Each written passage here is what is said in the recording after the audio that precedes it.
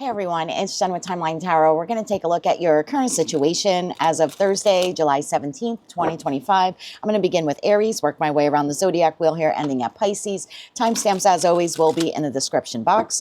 I've set the intention of this reading to be for your sun, moon, rising, as well as your Venus placements, so you're welcome to look at any of them. If you're not sure what your placements are, also in the description box is a link where you can obtain your free birth chart. Take a look at that site and then just come back here and click on the timestamp for the respective placement or placements that you wish to view. Keep in mind, my love, it's a collective general reading. It is not individualized nor personalized to you, and therefore messages may come through today that do not fully resonate. And if that happens, please don't get upset. It just means that one message is meant for someone else of your sign or your sign's placement. So just take what fits, how it fits, and leave what doesn't. And of course, if you would like a one-on-one live Zoom tarot reading with yours truly, please visit my website, thetimelinetarot.com, for more information. With all of that said, let's begin. Hello, Aries. Let's take a look at your current situation as of July 17th, 2025. For Aries, Sun, Moon, Rising, as well as Venus, what do they need to know about their current situation? Let's get one more shuffle here. Thank you. First card out, my love, we have Risk. That is Aries energy. And then we have, Bluff, which is Gemini energy. Cards number 1 and cards number 3. The bottom of the deck, we have Domination, Sagittarius energy, card number 9. And Health, which is Scorpio energy. I'm sorry, Virgo energy. And that is card number 6. Okay. Tell me more about this here for Aries. What do they need to know about Risk and Bluff? And how does that pertain to Domination and Health?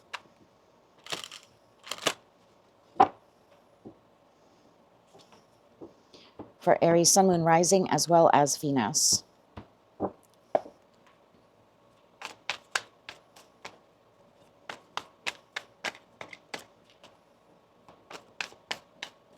One more shuffle.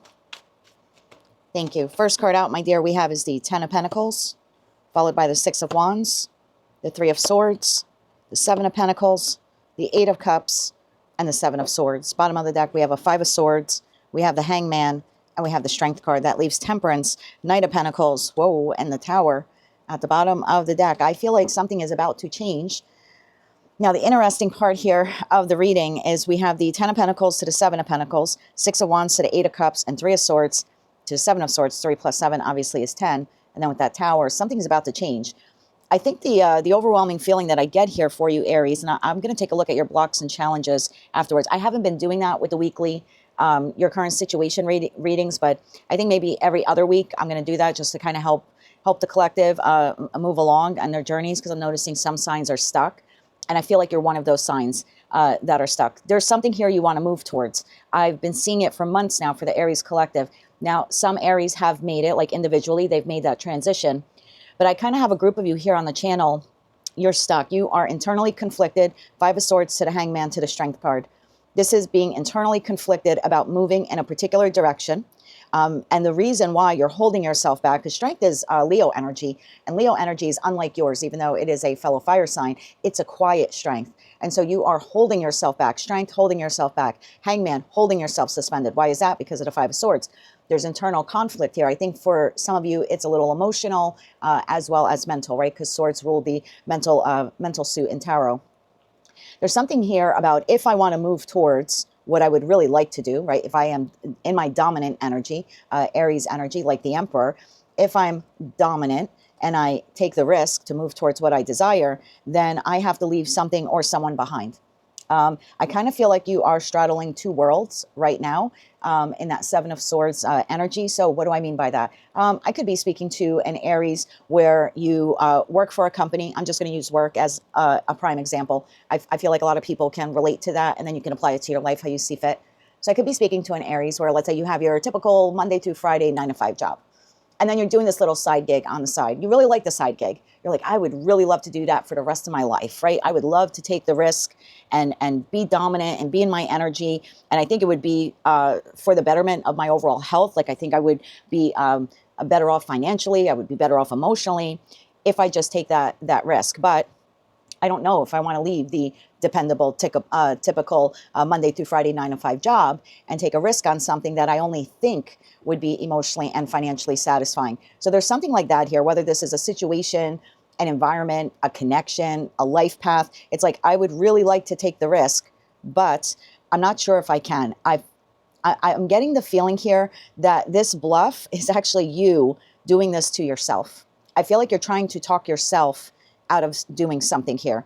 And I think it's because you don't want to leave something or someone else behind. So this Seven of Swords is almost like you're sabotaging yourself from moving towards something. You've already identified, it's my Ten of Pentacles. Look at that. It's my Ten of Pentacles. It would provide me with some level of success or happiness, right? In that Six of Wands, I would be very victorious with whatever or whomever this is. But because it comes at the expense of leaving something or someone else behind, I'm going to sabotage my ability to move forward by getting caught up in my head, focusing on only the negatives of what could happen, and therefore I'm going to hold myself back from moving forward. Temperance, Knight of Pentacles, and the Tower. Temperance is Sagittarius energy. Again, another fire sign, but much like the Leo card of strength, it's a quiet fire, right? It's a tempered fire. So again, I see you here almost like procrastinating. We have two not as fiery fire energy signs here, right? Fire energy cards. So it's almost like you're trying to hold yourself back. And I feel like you've been doing this for a long time in that Knight of Pentacles energy. But I think what you don't see coming is the Tower. And I've been saying this for a while for the Aries collective. Maybe I shouldn't say a while, maybe like 3 weeks or so.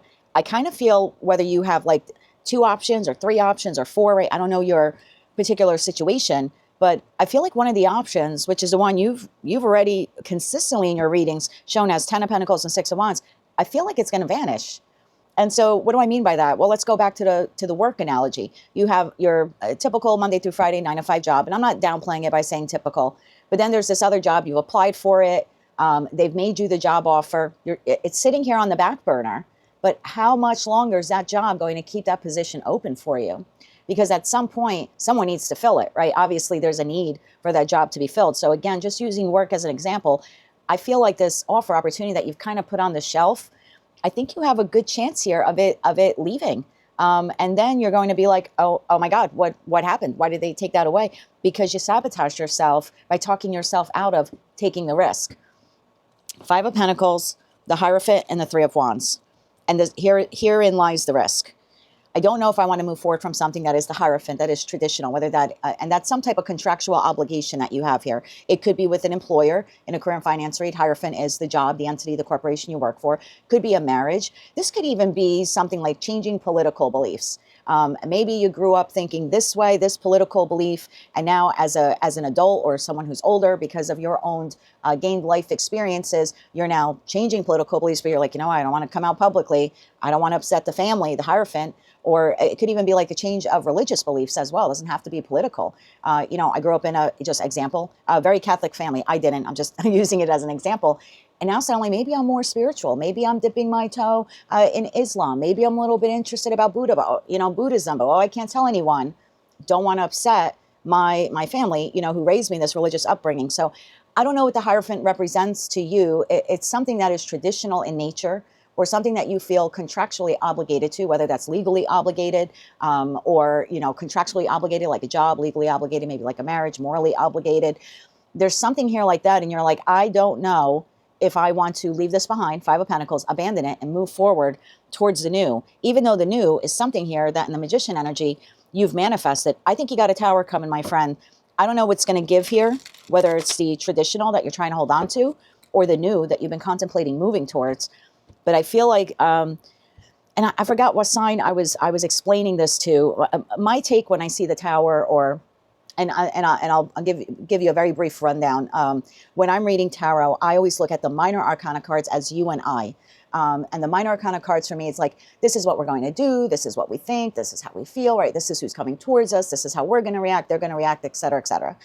And I usually see the majors as some type of divine intervention, whether we are working in concert with them, like the Magician card to manifest, or whether it's a Tower because the universe says enough is enough, something's got to give here. And in this type of situation, I look at it like there are almost 9 billion people on the planet. And whether they all believe in the word manifestation or not, the overwhelming majority of them do tend to pray in some type of higher power. So everyone on the planet, right, the majority of us are sitting here praying for this job, praying for this kind of love. You know what I mean? This type of opportunity, better health, like whatever it is, we're all praying. So you've got the divine up there working 24 hours a day overtime here. We've got to move around all these chess pieces. And so this manifestation of yours, whatever it is, at some point you hoped and prayed for it. So there goes the divine moving things around. I'm going to use job again as an example. God, I really wish I could have the opportunity to open up my own business. So God moves around some pieces and it's like, well, here it is. And you're like, I don't know if I want it. Well, how much longer is it going to be open? Because guess what? Someone else out there is hoping and praying to be able to open up their own business, one just like yours. And so if you don't take it, it's like, oh, okay, well, you kind of sat on it. Guess you didn't want that. And it gets moved to someone else. Or you prayed for a certain job and now you get the job offer. Well, that job is sitting blank. You're now holding a seat of a job that someone else behind you has prayed for. And now you're holding that person up and you're holding up this company that you're not moving towards. So I always look at it that the divine, God, whatever you want to call it, Jesus, Muhammad, et cetera, is only going to leave that manifestation of yours lingering out there for so long because the chess pieces have to get moved around. We have a connection to people that we don't even know. It's kind of like a little bit of a domino effect, right? So something here has got to give because the opportunity you want, someone else wants it too. And you can't sit on it open. You can't leave everyone else who's interconnected to you, whether you know them or not, kind of waiting in the wings and keeping their life on hold. So sometimes I see the tower as a universe coming in and saying, okay, enough of that. You're not going to make your decision. I'm going to make it for you. And that's kind of the feeling that I'm getting here. So tell me more about the tower here for Aries. One more shuffle here. Thank you. What is the tower? Four of Wands, King of Wands, Death. Structure and stability is going to fall to the wayside if you don't make the move. You are here as the King of Wands. The Four of Wands would be your structure and stability. That's that Hierophant energy. That's that Taurian energy that we keep seeing. You're holding on to, right? It's all I've ever known. But if you don't make a move in one direction or another, the stability portion is going to evaporate. So that job that you were like, oh, I really want that job that's sitting open, but I don't know if I want to take it. You know, this job is comfortable. And I'm not predicting this. This is not in the cards. It's just an example. It's not, my mouth to God's ears. I'm not wishing this on you. But this would be the equivalent of you sitting on that job and that job going, okay, I guess you don't want it. We're going to give it to another applicant. And then the next day you go to work and you get fired. The structure and stability you were holding on to is now taken from you. So there's something like that here at play that I feel like what you've been clinging to has the possibility to evaporate, to leave, or that new opportunity you want to move towards has the possibility of evaporating and leaving. Either way, I feel like choice is going to be taken off the table here for you at some point. And I'm not the tarot reader that's going to scare you into making a decision. I just have to let you know what's here. And this has been really prominent in the Aries collective readings that I've done for the past 2 weeks. So there's something here you need to see very clearly, that Queen of Swords energy, and make a decision once and for all between whatever these multiple options here are for you, because you're only going to be able to straddle both worlds or play around with 2 or 3 options for so long. Okay, I want to get you some blocks here. What are the blocks for Aries at this time? What are the blocks? I'm sensing fear, but I want to see what. And you're not a sign that gets fearful, right? You're the fearless sign of tarot. So there's something here about fear that I feel is holding you back. But let's see. What are the blocks and challenges here for Aries at this time? One more shuffle here. Thank you. Your blocks and challenges. Knight of Wands, Six of Swords, Page of Pentacles. Bottom of the deck, Five of Cups. Your block and challenge here is an inability to move forward, right? Knight of Wands would take the inspired action.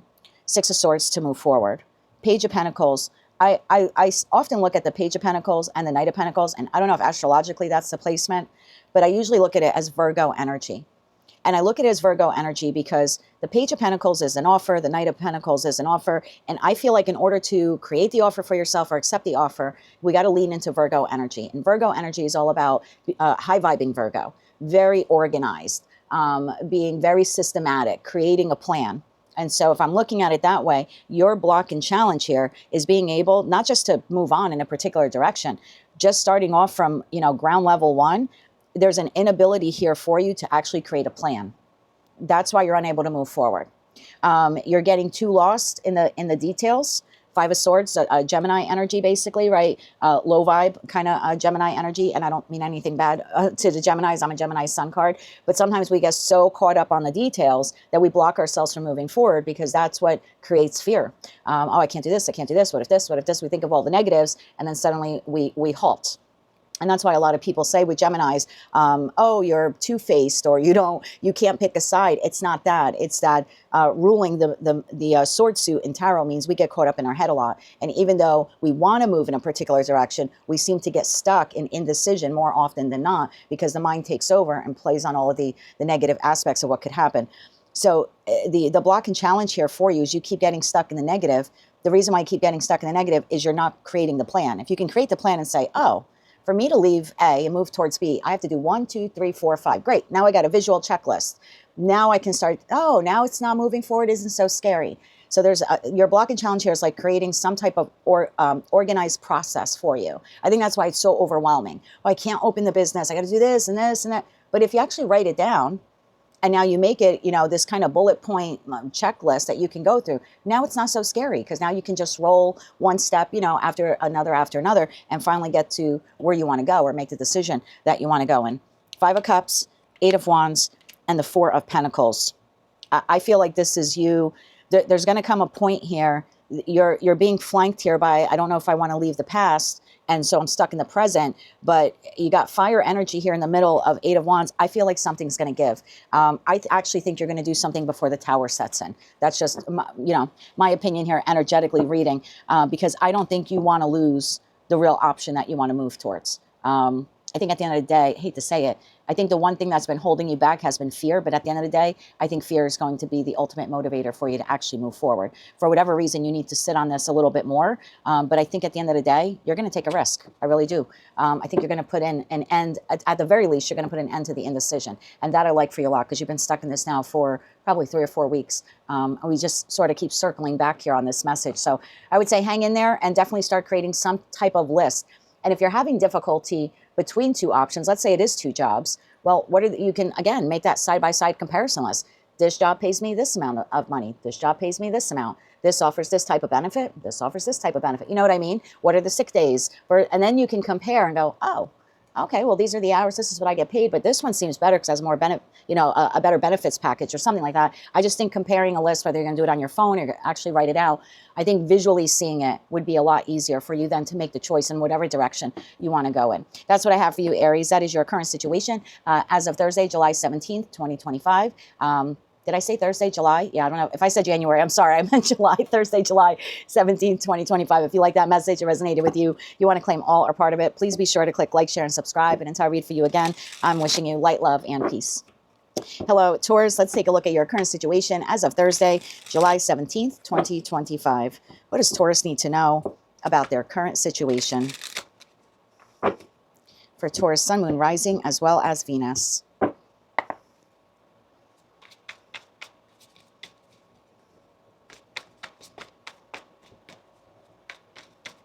We're going to get one more shuffle here for you, Taurus. Thank you. First card out, my love, we have Companionship, card number 7. And then you've got Fortune, card number 5. But 5s are all about change. Bottom of the deck, my darling, we have Affair, another card number 5. And we have Loss, card number 2. And right behind that, I have Revenge, which is Scorpionic energy here. So we've got Pisces energy on the table, and Leo and Aquarius. Okay, tell me more about this here for Taurus. What do they need to know about Companionship and Fortune? And what does that have to do with Affair and Loss? For Taurus, Sun, Moon, Rising, as well as Venus.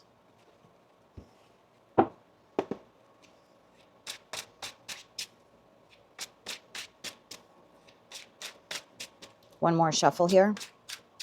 Thank you. First card out for Taurus, we have the Knight of Cups, followed by Hangman, Page of Wands, 6 of Swords, King of Swords, 3 of Pentacles. Bottom of the deck, we have you and your beautiful energy, the Queen of Pentacles, followed by the World card and the 10 of Wands. That leaves the 3 of Swords, 4 Pentacles, Page of Swords here at the bottom of the deck. Okay. Taurus, I feel like you're at a stage here in your life, and I'm going to relate this to love, but if you want to relate it to something else in your life, you're welcome to do that. I feel like your heart is ready for love. And it could be platonic love with friends and family. I'm getting more like romantic love here. I think what you're looking for is true companionship. like true romantic companionship in your life. I think you either want to be a knight in shining armor to someone, or you want someone to be a knight in shining armor for you. I think you've resisted either opening yourself up on that level emotionally, and I don't know why that is. I don't know if it's because of heartbreak in the past. So I could be speaking to a single Taurus where you'd love to open up your heart again and try to find someone that you can build with and kind of turn the corner here in your life of going from single to coupled. So I think for some of you, you really would love a beautiful romantic affair in your life. But maybe because of past loss, you know, you're a little resistant here. That Hangman to Knight of Cups, like, I got to kind of hold myself back from moving forward. Page of Wands would be discovering. Six of Swords, moving forward into like finding someone that you can build with.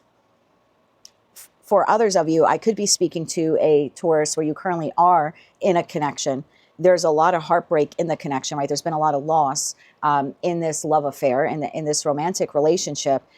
Part of you would really like to be able to close the door on it, but you're holding yourself back from doing that because you still have some level of affection or admiration, respect, maybe even love for this individual. You're holding yourself back from expressing your love to them because of some pain that they've caused to you. And as much as you want to move forward from them, you're also resisting the ending of that connection. So take it how it resonates to you. Some of you are currently dealing with this and you'd like to close the door, but you're unable to, despite the heartache. And for others of you, you're single and you would like to go out there and find someone new, but old heartache that you really quite haven't healed from is still lingering in your energy. And that's making you a bit resistant from turning the page and finding the next, romantic love partner. Tell me more about this here for Taurus. I'd like to see why you're delayed here. So let's clarify that Hangman energy here for Taurus. Why is the Hangman here? One more shuffle here. Thank you. Hangman is clarified by King of Wands, Page of Cups, and the Sun. I almost feel like you are Judgment, King of Cups, and the Lovers. Yeah, I was going to say, and that Hangman energy, I feel like you're trying to look at all sides of this situation that you're involved in, or, this relationship for those of you who are currently partnered. I think you, whether you are in category 1 here or category 2, like let's say you're in, in that category 1, you're like, I would really love to get out there and extend my heart and find happiness and someone I could build with and grow with, right? But you're holding yourself back from that. And again, I think it's because of fear. For others of you, you would even consider opening up your heart to this individual, but there's a reluctancy even for you to do that. And I don't know what that fear is from. Again, I saw that 3 of Swords and I see that 10 of Wands looking at me. So is it the relationship is a burden and this person has hurt you? And as much as you love them, you're resistant to opening yourself up and being vulnerable. Fair enough. I get that. But I don't know how much longer you're going to be able to sit in a Hangman energy, because whether you're in group 1 or group 2, you're not emotionally fulfilled. In fact, at this time, when it comes to a romantic relationship, you're actually at a deficit, right? You're feeling loss here. So something's got to give. Like a judgment call needs to be made either way. A choice here needs to be made either way. I just saw the Devil card. So maybe for some of you, there's something here. I want to see what's behind the Devil card, because I know that the Devil card gets a bad rap in tarot. Every tarot reader sees, and I shouldn't say every, many. Oh, it's toxicity. But the fact of the matter is the Devil card is Capricorn, and Capricorn is the astrological placement of Saturn in Capricorn. That's the Devil card. And every sign on the zodiac wheel has a high vibe and a low vibe. So high vibe Capricorn, if you've ever known a high vibe Capricorn, or just a Capricorn while they're high vibing, they set a goal and a plan. They are all about success. They're some of the hardest workers. Next to Taurus, next to you, Capricorn, I would say if you're the backbone of the zodiac, Capricorn is right there side by side with you in that respect. But a low vibe Capricorn could do those things out of toxic codependency or just trying to make themselves feel good. It could be a little bit ego at play, but in the negative sense. So I want to see what's surrounding that Devil card. So surrounding the Devil card, we have the Queen of Swords, the Devil, the Page of Pentacles, the 8 of Cups. There could be some resistance here to moving on. Either you are still stuck in whatever transpired in this connection, like if this is a past connection, you're like, I really would love a love partner, but you're kind of stuck in low vibe, right? 8 of Cups to the Devil would be low vibe, continually ruminating on the emotional loss that you had in that other connection. So you're not fully healed from it. So I would say with that Sun card, I think you need to work on some healing. Again, it's just the advice that I'm getting. For others of you where you're still in this connection, there's some toxic codependency here that's keeping you linked. You're like afraid to even consider moving on from this person, even though you know it's the best decision that you can make. So What are the blocks and challenges here? In the past with this reading that I've been doing every Thursday for the collective, I haven't been doing blocks and challenges, but I think maybe every week, or not every week, every other week or something like that, I will do a block and challenge check just to help the collective move along. So what is the block and challenge here for Taurus? Okay, this card wants to show itself. We have the King of Cups. Tell me more about this block and challenge. One more shuffle here. Thank you. Two of Wands. 10 of Swords. Bottom of the deck, 5 of Swords, 7 of Swords, 4 of Swords. Okay, so if you're in group 1, the challenge, why, even though part of you is like, I really want to be in a romantic relationship and, you know, find the love of my life or just find the next soulmate, right? I want true companionship in my life.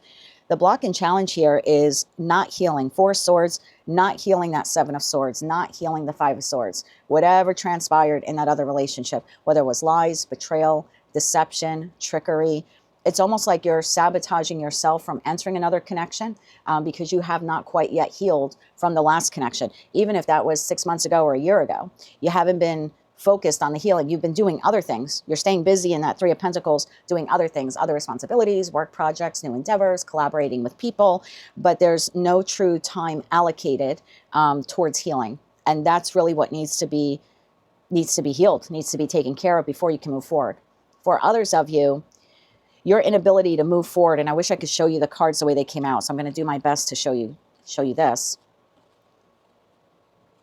Your inability, 2 of Wands, to move forward and actually find a love partner, someone who you would not be toxic, codependent on, someone who actually is emotionally balanced, someone who could love you unconditionally and you could love them unconditionally.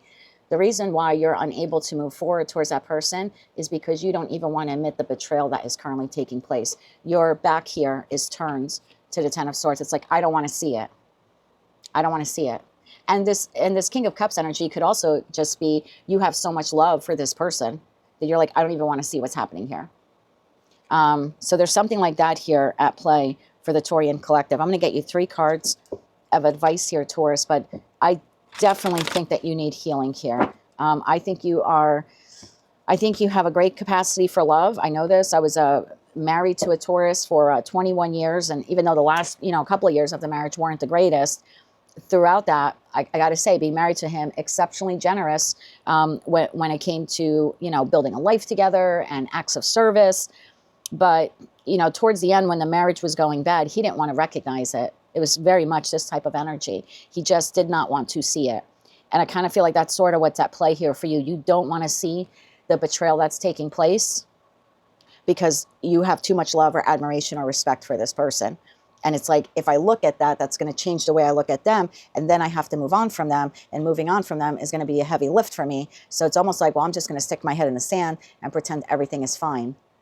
It doesn't work that way. I hate to tell you that. And for those of you where you want to move forward and find a love partner, you're turning your back on the past, like, well, I'm out of that relationship, but we kind of have to turn around. We got to turn around and face that 10 of Swords, face that ending, and literally heal from it before we can move forward. Let's get you 3 cards of advice here for Taurus, Sun, Moon, Rising, as well as Venus. One more shuffle here, please, Anne. Thank you. 5 of Swords, Queen of Cups, the Star card. Yeah, it's the same message here. It's really needing to go inside and heal. 5 of Swords, Queen of Cups, and the Star card. There's something here you don't want to see, you don't want to think about, you don't want to even contemplate.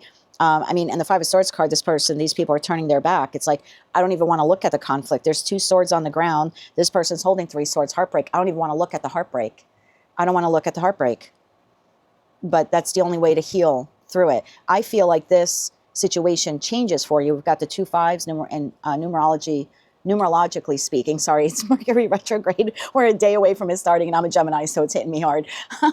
In terms of numbers, 5s are all about change. And so I feel like the loss can actually become a very fortunate win for you in finding a romantic partnership. But that fortunate win is only going to come when you confront that 10 of Swords. You got to confront it, you got to see it, you got to feel it, and then you got to heal it. Whether you're in the relationship, you got to do that in order to exit it. And for those of you where you already exited, you're not going to be able to fully move on from it if you don't heal it. Because what will eventually happen is you will find that King or Queen of Cups. But when you're dragging all of that emotional baggage into the next relationship, you're already starting off now on a faulty foundation. And it won't be long before a tower comes in and, And then you're going to be like, well, I opened up my heart and I found the person, and now a tower moment happened and the relationship is crumbling. It's crumbling because the foundation was, wasn't set well to begin with. And that's because we kind of, took all of that baggage from the past relationship with us. So the Taurian collective right now really needs to heal. Whether you're currently in this, you need to heal so you can find the way out. And for those of you where you already found your way out, bravo to you. But that new cycle, you're not capable of starting it because you haven't actually quite healed what transpired there in the past. So we got a little cleanup on aisle 5 to do before the Taurian collective can move forward in matters of the heart. And again, that's just for those of you struggling in a love relationship at this time. That's what I have for you, Taurus. If you like that message, it resonated with you, you want to claim all or part of it, please be sure to click like, share, and subscribe. And until I read for you again, I'm wishing you light, love, and peace. Hello, Gemini. Let's take a look at your current situation as of Thursday, July 17th, 2025. What does Gemini need to know about their current situation? For Gemini, Sun, Moon, Rising, as well as Venus.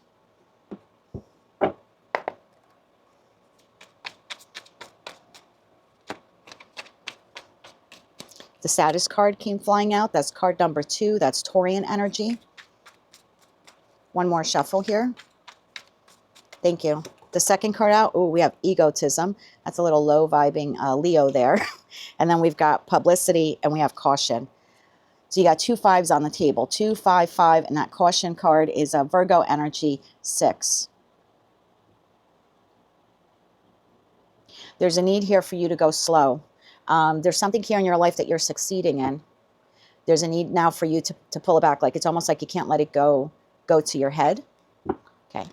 Or you can't let the success go to your head. All right, tell me more about this here. For Gemini, what do they need to know about status, egotism, and how does that relate to publicity and caution? For Gemini, Sun, Moon, Rising, as well as Venus.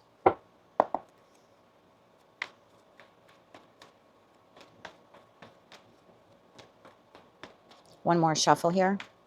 Thank you. First card out we have is Death, followed by the Hermit, King of Pentacles, the High Priestess, 6 of Pentacles, the Hierophant, 1, 2, 3, 4, 5 major arcana cards, 6, Chariot, 7, the Sun, 8, the World. Okay, I was explaining this to Aries. I always see minor arcana, the minor arcana portion of tarot as you and me. This is what we think, how we feel, who's coming towards us, what are they going to do, how are we going to respond, etc., etc. And I see the major arcana cards as the divine, universe, source, whatever you want to call that other higher spiritual entity. And I always feel like that's either us working in concert with them, like in the Magician card, where we have the 4 aces and now we're manifesting to the divine. And we're like, okay, can you work on bringing this to me? In the meantime, I'm here on earth and I'm going to use the 4 aces to help you bring it to me, right? I need a job. I'm not going to just ask for a job. I'm going to be diligent and put my application and resume out there. Just an example. And then there's other major arcana cards like the Tower, the Death card, or the World card. Is like, for me, it's like divine intervention. You have 1, 2, 3, 4, 5, 6, 7, 8, 9 cards here. Very basic 9-card spread. 1, 2, 3, 4, 5, 6, 7 of the 9 are major arcana. Bottom of the deck, we have a King of Swords, a Page of Pentacles, 5 of Wands to the Lover's card. Okay, make it another major arcana card. What is that, 10? 10. There's something here. I want to clarify 2 things for you. Clarify that King of Pentacles here.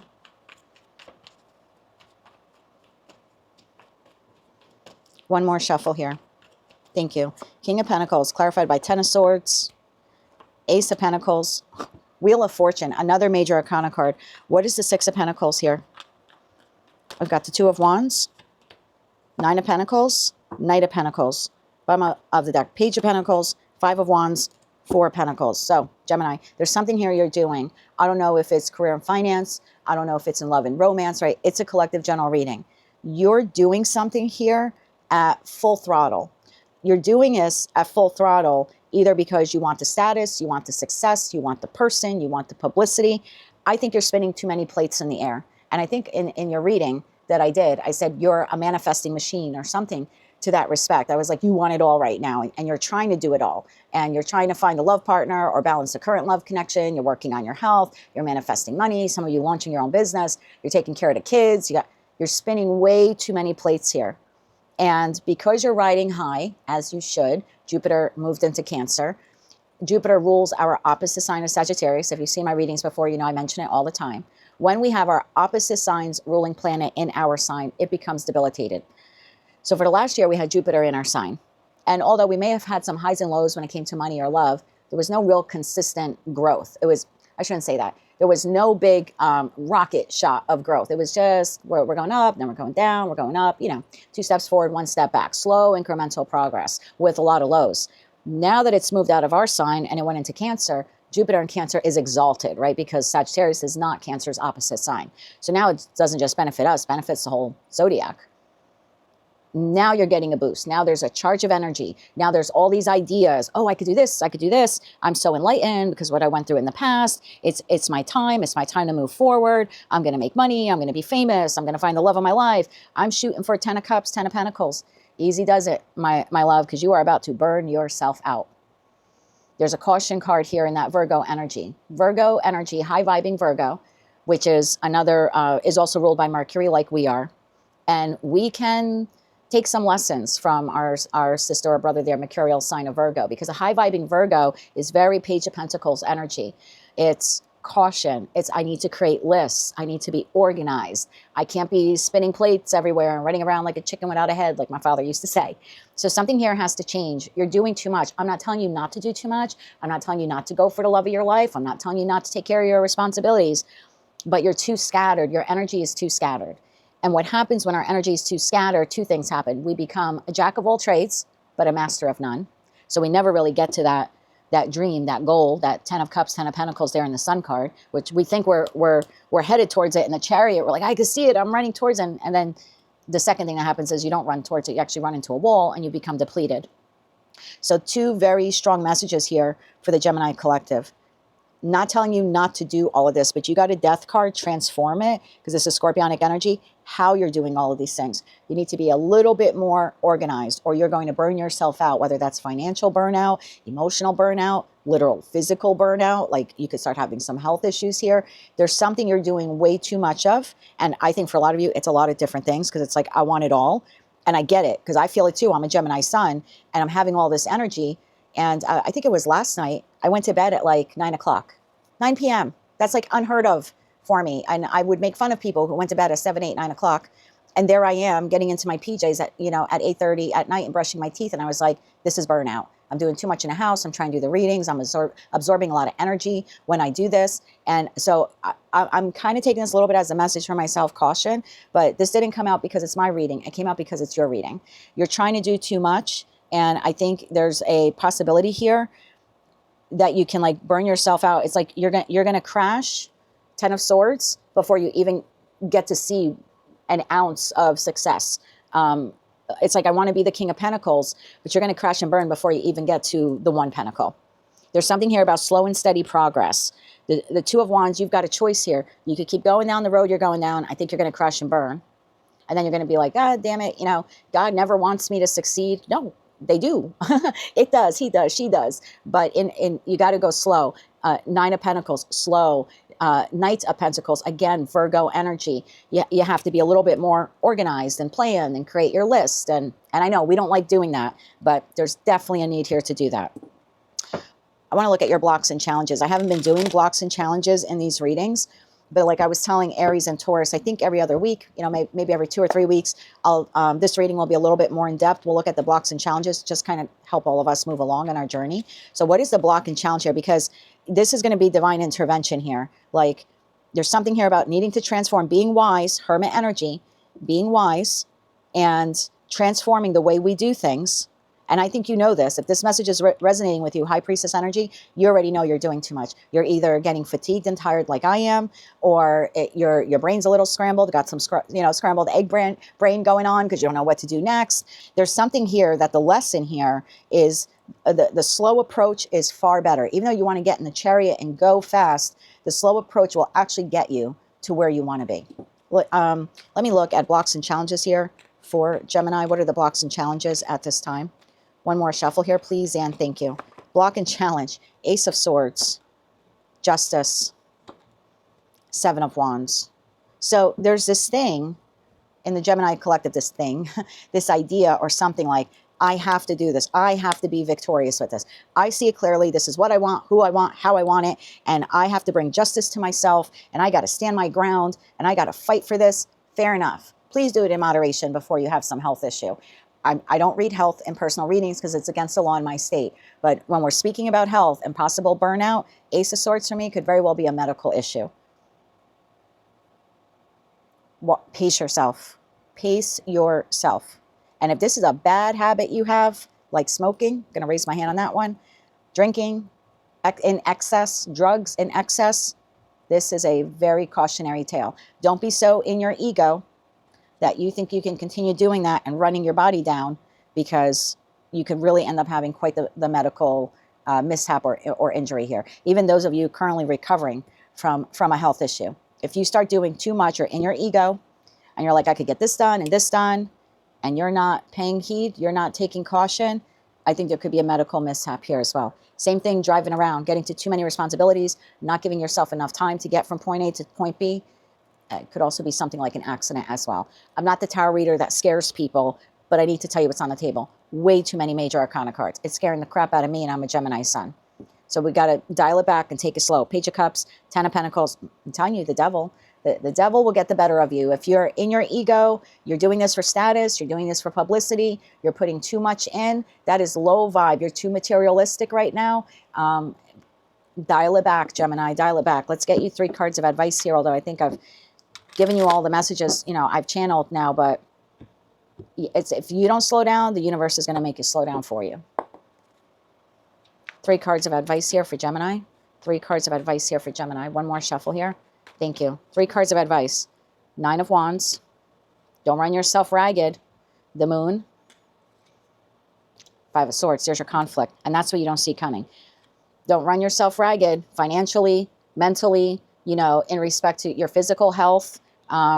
There's definitely something here about don't bring yourself to your knees chasing the 10 of Cups and 10 of Pentacles. Slow and steady progress is the way to go, because I think what you don't see coming is conflict. And that conflict, like I said, could be financial, physical, medical, mental, emotional, etc., etc.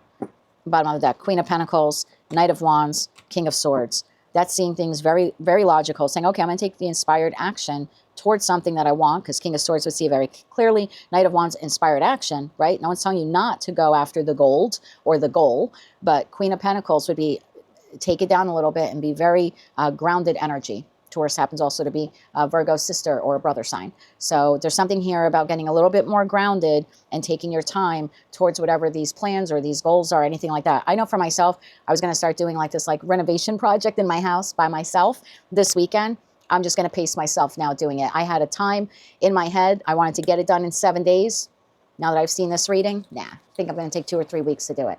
I don't want to end up injuring myself, and then that's going to affect my ability to make money, right? If I hurt my hands, I can't use the cards, or if I laid up in bed and I don't have the energy to do the reading. So personally, I'm going to take this as a caution to just slow it down a little bit, and I hope that you do the same there. That's what I have for you, Gemini. That is your current situation. If you like those messages, they resonated with you, you want to claim all or part of them, please be sure to click like, share, and subscribe. And until I read for you again, my love, take it easy, and I'm sending you light, love, and peace. Hello, Cancer. I hope that you're doing well today. And of course, if you're celebrating your birthday now in the final days of your season, I'd like to wish you a very happy birthday. Let's take a look at your current situation, my love, as of Thursday, July 17th, 2025. What does Cancer need to know about their current situation? For Cancer, Sun, Moon, Rising, as well as Venus.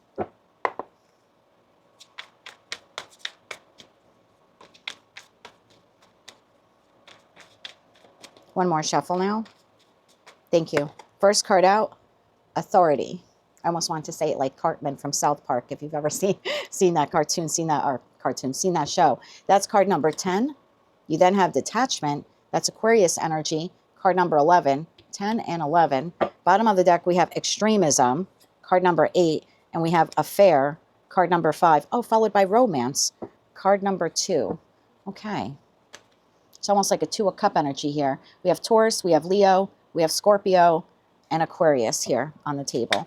Okay, tell me more about Authority and Detachment for Cancer, and how does that relate to Extremism, Affair, and Romance for Cancer, Sun, Moon, Rising, as well as Venus.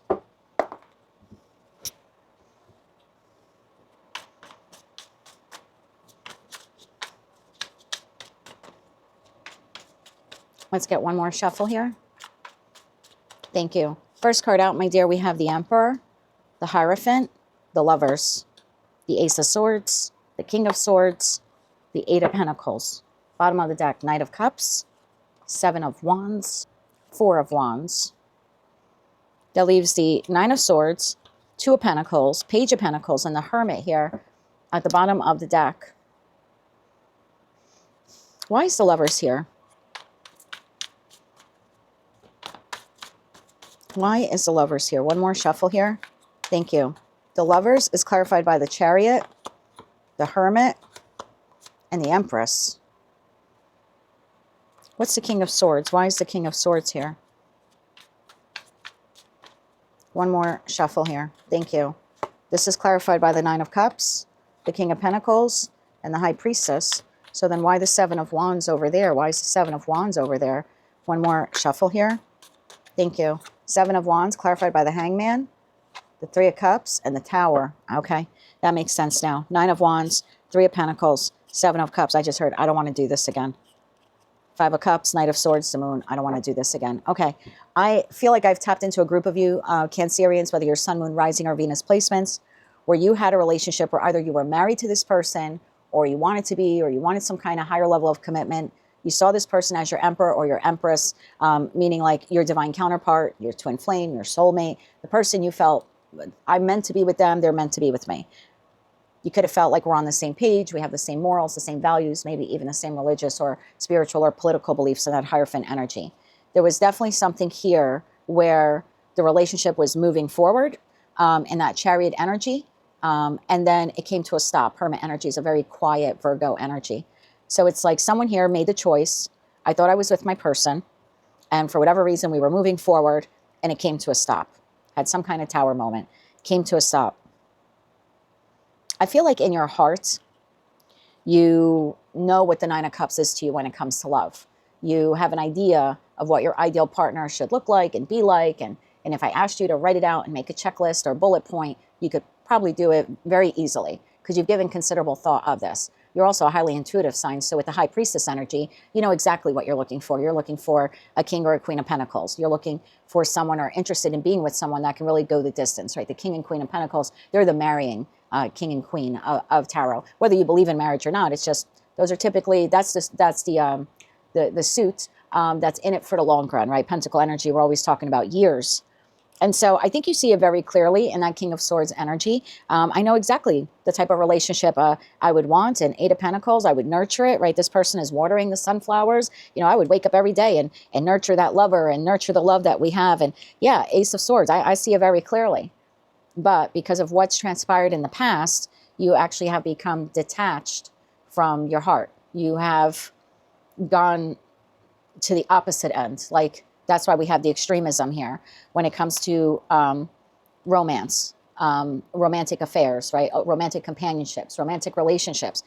You've now have become an extremist, where in the past it was very romanticized. I want to fall in love and kind of live happily ever after. Because this crash and burn, because this came to some abrupt halt or stop, there's almost a reluctancy now. As much as you want to be with someone, you have detached yourself from wanting to be with someone. So let me show you the cards here. It's like, I would really like to be someone's Knight of Cups, or I would like someone to be, you know, a Knight of Cup to me, you know, kind of like Knight in shining armor, because what I desire in my heart is the Four of Wands. I want success and happiness and stability within the construct of a relationship. A Seven of Wands, I mean, you basically have put a bridge between where you're at and where you want to be.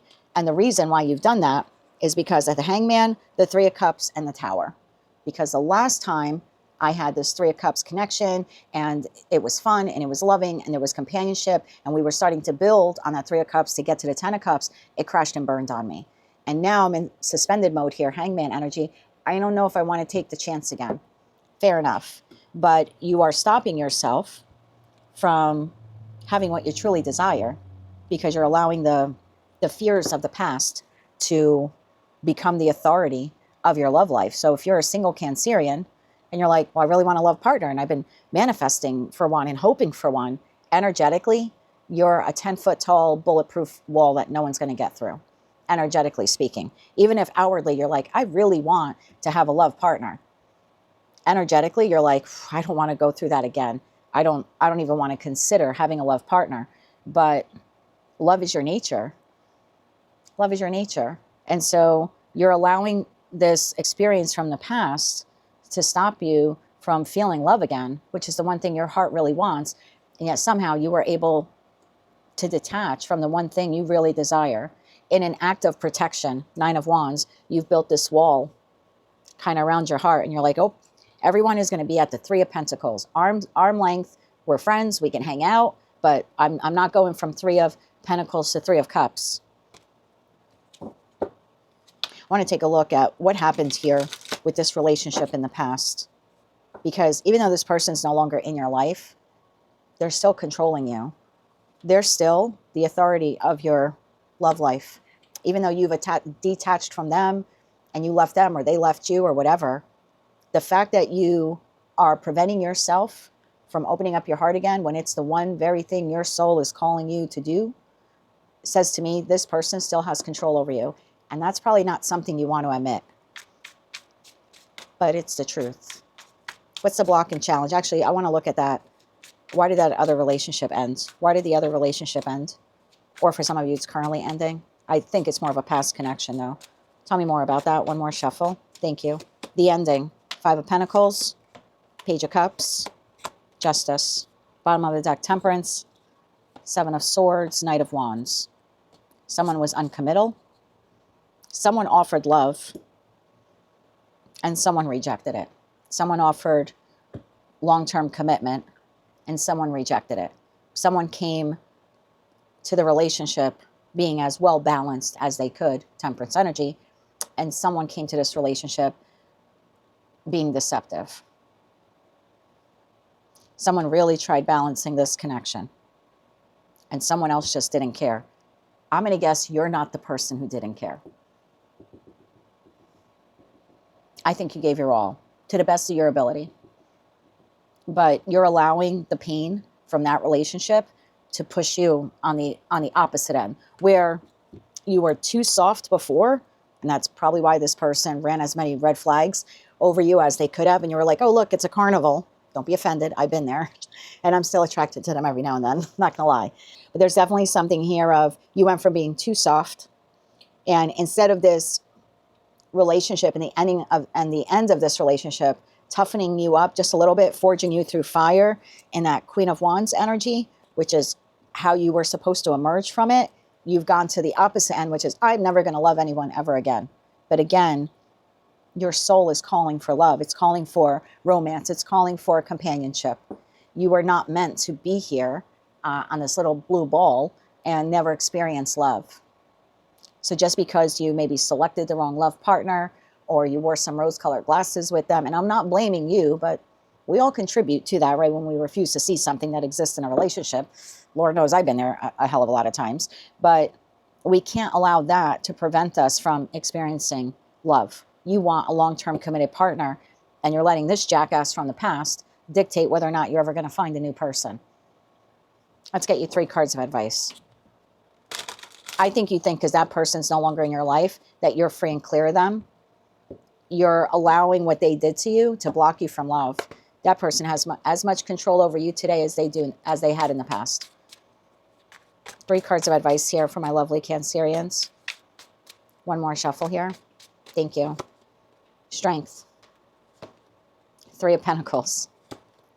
9 of Pentacles. I think there's a little bit of a self-worth issue. 6 of Swords, 10 of Swords, the Devil. Yeah, there's a little bit of a self-worth issue here. Maybe you think you're not worthy of love. Maybe you think everyone out there is just like that jackass who did, ABC to you, XYZ, broke your heart, lied to you, manipulated you, deceived you. For some of you, over and over again, you gave this person chance after chance after chance, and every time they came back, they left you with another sword. Some of you didn't see the swords coming. Some of them you saw coming. So there's something here about moving on from that connection, truly needing to look at it, see your role in it. We got to see our role in it, how we accepted it, why we put up with it. I know you hate hearing tarot readers say it, but that was meant to be to forge you into this Nine of Pentacles energy, where you can be independent and autonomous and have a lot of self-worth and self-value, and then draw the person that you're supposed to be with, because you'll be high vibing. Nine of Pentacles is a very high vibe energy. But if you're not doing the work, you don't want to heal, you're like, well, just F love, never going to be in love again. You know, I don't need that shit again. I want to see what would be coming towards you. Another soulmate that takes you right to the sun and the Ten of Cups. You can't make it up. It's the transformation. I'll try to go one by one on the cards for you. Death card energy, transforming the way you look at that past relationship and not allowing it to dictate whether or not you're ever going to open up your heart again. That's also going to require you to look at things that you don't want to look at. Maybe your part in it, or how you let someone slide one too many times. But you got to look at that so you don't repeat those mistakes again. Four of Pentacles. If you are resistant to doing this, I don't think if you're resistant, you've got the 10 of Wands. You go from the 9 to the 10. You're just going to keep making the walls around your heart higher and higher and higher. There's a need here to say, maybe I did play a role in that relationship ending. Or and again, not saying you're at fault for what the person did to you, but we've got to look at those red flags and be very realistic. This is how I played a role. I never said anything when they did ABC. I didn't leave when I should have. I gave them too much of the benefit of the doubt over and over and over again. Yeah, it was partially my fault. Not what they did to me, but why I tolerated it for so long. We got to look at them. We got to be real about it. And then we've got to heal that part of ourselves so we don't repeat those mistakes. But if you're able to do that, and I have no doubt that you'll be able to do that, your path completely changes. I love the Knight of Pentacles. It's like the path to the sunflower. If you're able to conquer all of that, and it sounds more complex than it actually is, you can certainly look at the relationship and say, this is what he or she did wrong. This is what I did wrong. Why did I do those things? How do I heal that within myself so I don't repeat those things again? And then it literally leads you to the soulmate, soul bond connection that you've always wanted. Sun card to the 10 of Cups. 10 of Cups to the 10 of Cups to the 10 of Pentacles. It's like happiness upon happiness upon happiness with a real soulmate, not this jackass from the past. So I wouldn't allow what transpired back there to detach, to make it detach yourself from your heart so much so that every time you get close to wanting to open up your heart again, you decide not to, because you're still letting that person control you. And I would take ownership of it. Like if I were you, and I've done it before, this person right now is still the authority of your love life. I would take the authority, energetic authority from them and say, nope, I'm going to look at what happened back there. I'm going to see my role in it. I'm going to heal that. I'm going to leave the pain in the past. I'm going to take the lessons and move forward and find this person. And I'm going to open up my heart to love again. You've got a beautiful soulmate on path here for you. And it can come in rather quickly once you start doing that work. But I wouldn't allow that jackass from the past to get you so emotionally detached that you never even consider opening up your heart to love again. I wouldn't do that. That's quite an extremist way to deal with something that we could handle in a couple of therapy sessions, you know what I mean? Or journaling, or changing our mindset, or being honest about our role in something and healing that. And I wouldn't go to the extreme that I never allow love in. I mean, if that were the case, I wouldn't be with my person today. I would have been like, my 21-year marriage failed, never going to love again. It's the best thing I did was love again. And I think it would be the best thing for you too. That's what I have for you, my love. That is your current situation. If you like those messages, they resonated with you, maybe just found them to be helpful, please be sure to click like, share, and subscribe. And until I read for you again, I'm wishing you light, love, and peace. Hello, Leo. Let's take a look at your current situation as of Thursday, July 17th, 2025. What does Leo need to know about their current situation? For Leo, Sun, Moon, Rising, as well as Venus.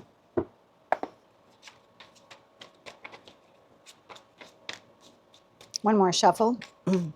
Thank you. First card out, my dear, we have Submission. This is Piscean energy, card number 12. And Convention, card number 10.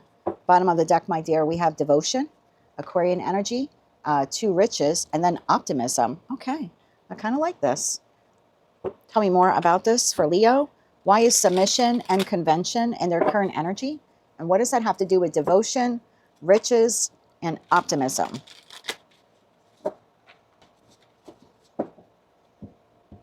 For Leo, Sun, Moon, Rising, as well as Venus. take a look at that. Knight of Pentacles. Playing it too small. Playing it too small. You're boxing yourself in. Let's see what this is all about. Give me one more shuffle here. Thank you. First card out, 7 of Wands. 5 of Wands, boxing yourself in. 9 of Swords, King of Cups, the Hermit, King of Pentacles.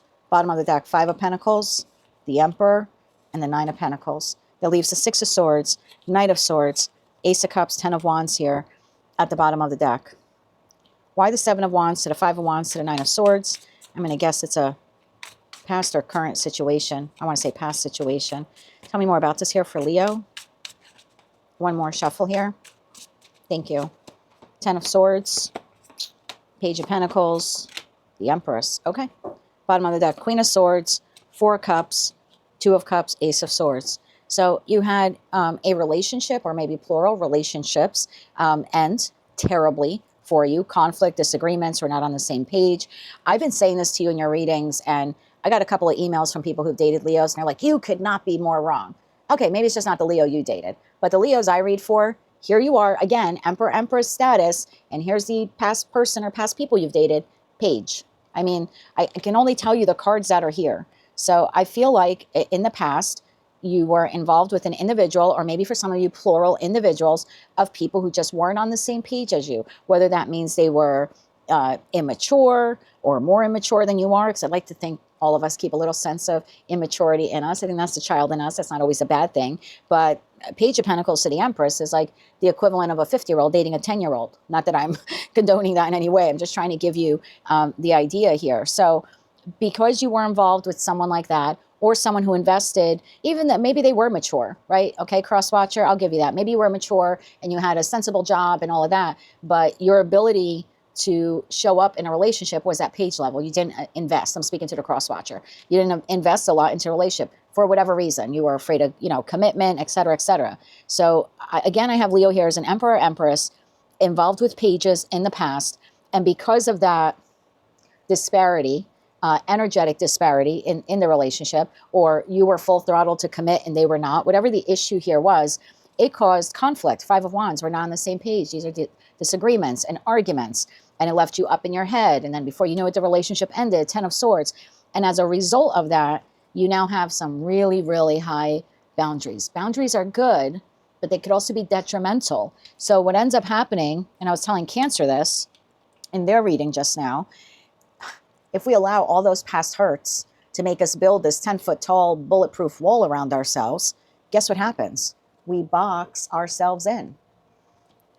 You're a beautiful bird and you stick yourself in a cage. And that was the feeling I was getting before I pulled any of the tarot. I was like, oh my God, you're playing it too small. Yeah, you're boxing yourself in. So it's like, part of you is optimistic in that Sagittarian energy there. I would love to be with someone who's at my level and I'm devoted to them and they're devoted to me, right? I would be very rich in love, devotion, riches, optimism. If I could find someone as devoted to me as I would be to them. Beautiful energy. You're absolutely right. But you're not going to find your counterpart who's actually out there waiting for you. And by the way, they're single and abundant as well. The Emperor or Empress is tied here to the 9 of Pentacles energy. If you're going to allow what happened back then, back there, to prevent you from moving forward. Look at the King of Cups and the King of Pentacles here, flanked by the Hermit. I mean, this is, I want unconditional love, but I'm not going to do anything about it. I want someone I can grow old with and have a stable, structured relationship with, but I'm not going to do anything about it. I think it's really good when, and it's very beneficial when we have a relationship where relationships end, platonic or romantic, even professional, and we're able to look at them objectively and we can draw all those lessons of the Hermit and say, well, this is where they went wrong and this is where I went wrong. And I had to do that even in my marriage. I couldn't put 100% of the blame on him. There were moments where I didn't show up in my best form, and I had to look at that. And why was that? And where did that come from? Because the next relationship, I don't want to repeat those patterns. And where were there red flags that I didn't address because I wanted to be low vibe and everyone get along, which I thought was high vibe, but in retrospect is low vibe, not saying anything and ignoring the red flags and being like an ostrich and sticking my head in the sand. So there's something here like, yeah, you got to look at that ending or those endings. And where did they go wrong? Where did I go wrong? And why and how? And take the lessons of the Hermit and move forward. So, hopefully don't repeat those those mistakes again, but you can't allow it to trap you and let the fear of what happened in the past box you in. And then you're like, I'm giving up on love as much as I want it. Not everyone is that person or those people. So I think some of you are closing yourself off from a real counterpart, even though in your heart of hearts you want it. And part of you is very optimistic. I would be very rich in love if I could have someone devoted to me as I'm to them.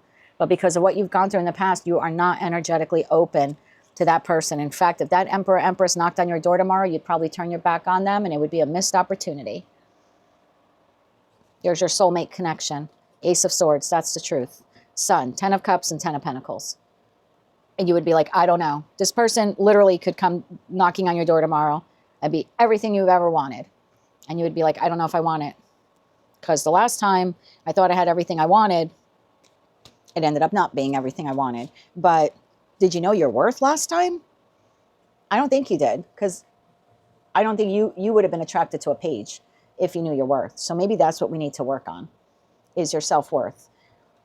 Because I think if you know your self-worth, look, when you know your self-worth and you're vibing real high and you're feeling good and you're looking good, and I don't mean looking good as you got the body of a model. It's like, despite not having the body of a model, you're walking out of the house, you're like, I feel effing good, right, in my skin.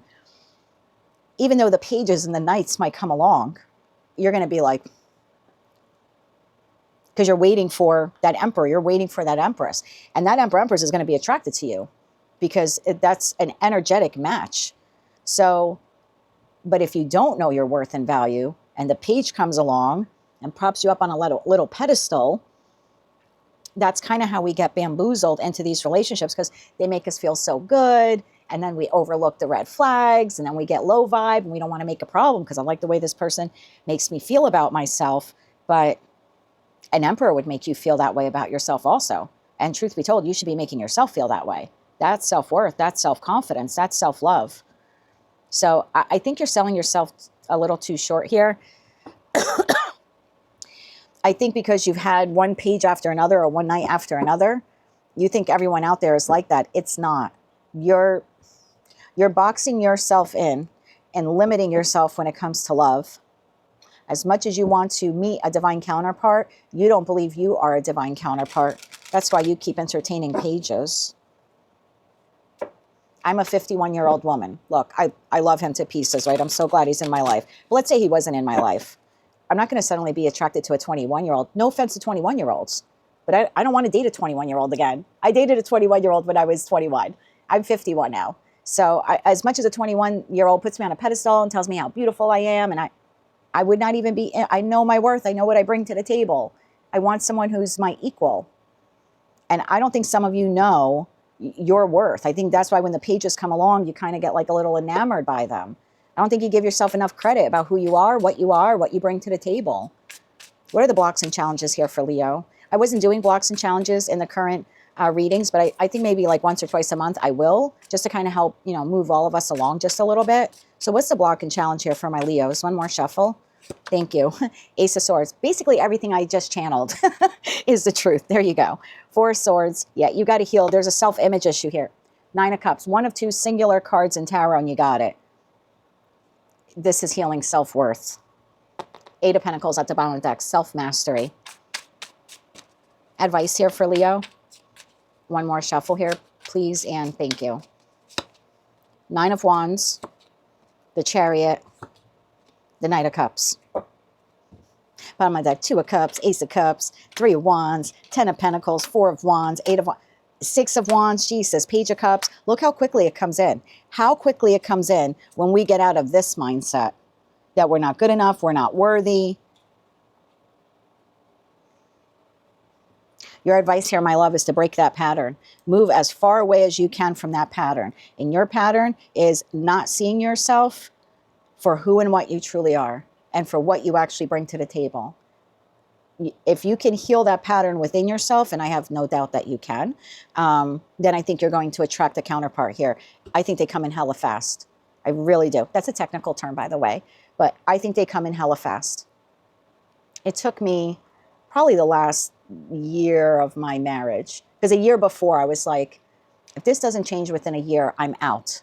And I got to the 6-month mark and I'm like, literally nothing's changing. It just got worse. And I was like, you know what? I need to focus on me. And I woke up every morning. I did like a little 10, 15-minute exercise in the bedroom. Obviously, we were sleeping in separate rooms at that point. So I bought a little cheap, like $15 yoga mat off of Amazon, laid it next to my bed. The moment I got up, before I did anything, I hit that mat. I put on some little playlist thing, Megan Trainor or something that would, you know, get me a little pumped up. And do some push-ups and do some crunches, and ended up losing 60 pounds in 6 months. And then, you know, not eating anything after 5 p.m. That's my cutoff point to eat something. Obviously, I'm packing on a few pounds since then. That was 5 years ago. So I've omitted the 5 o'clock rule as of late. But yeah, there was something about like, I really need to start taking better care of myself externally, what I'm eating. I started watching the foods I ate, not to a point of paranoia, but you know, again, it was simple things like taking vitamins, gummy vitamins in the morning, and then started to allocate time for myself. Like Friday nights were like my night, whether I was going to watch a funny movie or take a bubble bath or go out by myself somewhere. I needed to start feeling good about myself because I had been trapped in a relationship that made me feel miserable about myself to the point where I got to be over 200 pounds. And because I was just, you know, trying to eat away the pain. And it just made me feel even worse about myself. So I think you could heal this. There's daily affirmations on my website. I'll post a link in the pinned comment section with the timestamps there for you. I would do them every morning. You wake up, if you want to do that little 10, 15-minute exercise thing. Look, it's 3 songs. It's 3 5-minute songs or 5 3-minute songs. That's all you got to do. Some jogging in place, grab 2 cans of food out of the cabinet, you know, and just exercise a bit. I'm telling you, you will start just feeling energetically better. Even if you don't have to lose the weight, it's just such a great way to start the day. Start saying nice things to yourself in the mirror. That's what that daily affirmations thing is. You look in the mirror and you tell yourself, I am beautiful. Next day, you look in the mirror, you tell yourself, I'm smart. You do that for 31 days, you'll start seeing yourself as the emperor or empress that you really are. And then you can stop playing it small. And the moment you stop playing it small, your optimism starts to change. And when that changes, the opinion you have of yourself changes, guess what happens? Your emperor, your empress comes in. Because now you're energetically high vibing, and that's what's going to be attracted to you. You're going to get a lot of pages, but because you're going to know your self-worth, your self-value, you're not going to be attracted to them at all. You're going to be like, oh, that's cute. Next. You're not even going to entertain it. Trust me. And then one day out of the blue, you just look across the parking lot and you're like, that's my future. That's exactly how it happened to me. But I don't think he would have been attracted to me. It had nothing to do with my looks at the time. I was not an energetic match. As much as I wanted someone like him in my life, I was not energetically matched to him whatsoever. I didn't think good, you know, I didn't think well of myself at all. So I think you're playing it too small, and I think you're playing it too small. You're boxing yourself in because you don't see yourself for the beautiful person or handsome person that you really are. And I don't just mean that physically, I mean internally. So, and I would not allow that jackass or those jackasses in the past to prevent you from finding the love of your life. I just think if you can high vibe it, you're going to attract your emperor or empress, your divine counterpart. If I could do it, you could do it, Leo.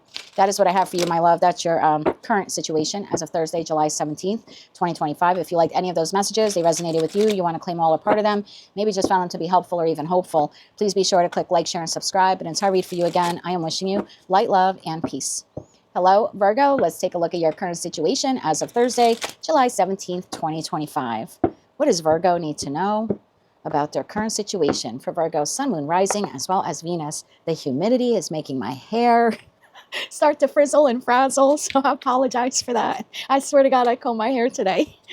What does Virgo need to know about their current situation? One more shuffle now. Thank you. What do you need to know, Virgo? Caution. That actually is your card. That's card number 6. That's Virgo energy. Discrimination, also Virgo energy. That's a card number 6 as well. Bottom of the deck, protection, Aries energy, card number 1, and resourcefulness, Cancerian energy, card number 4, followed by card number 9, optimism, Sagittarius energy. What is happening here? Tell me more about this for Virgo. Caution and discrimination. 6-6. What does that have to do with protection, resourcefulness, and optimism? For Virgo, Sun, Moon, Rising, as well as Venus.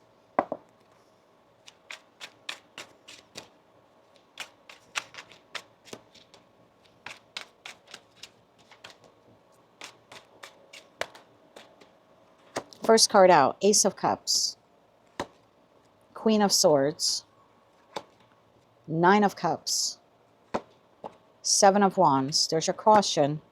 4 of Cups. Oh, 9 of Wands. Bottom of the deck, 10 of Wands, King of Pentacles, the World. Ace of Pentacles, 3 of Wands, 4 of Swords here at the bottom of the deck. What is this? Ace of Cups, Queen of Swords, 9 of Cups here.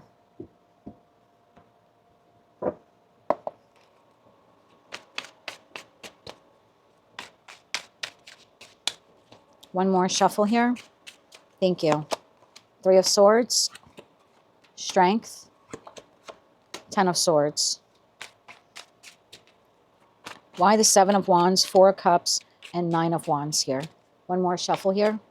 Thank you. The Sun, 2 of Wands, King of Wands. Why is the World card there? One more shuffle here. 5 of Pentacles, the Hangman, and the 4 of Wands. Bottom of the deck, Ace of Pentacles, Knight of Wands, Knight of Swords.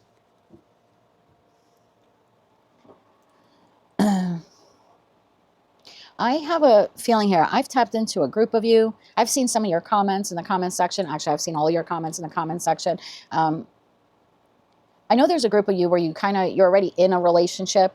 I don't want to say you bounced back, but you healed from a prior relationship and you're ready to open up your heart again and your life again to a new person, and you've met your person, and that's all well and good. I'll see if there's a message that comes out for you in this.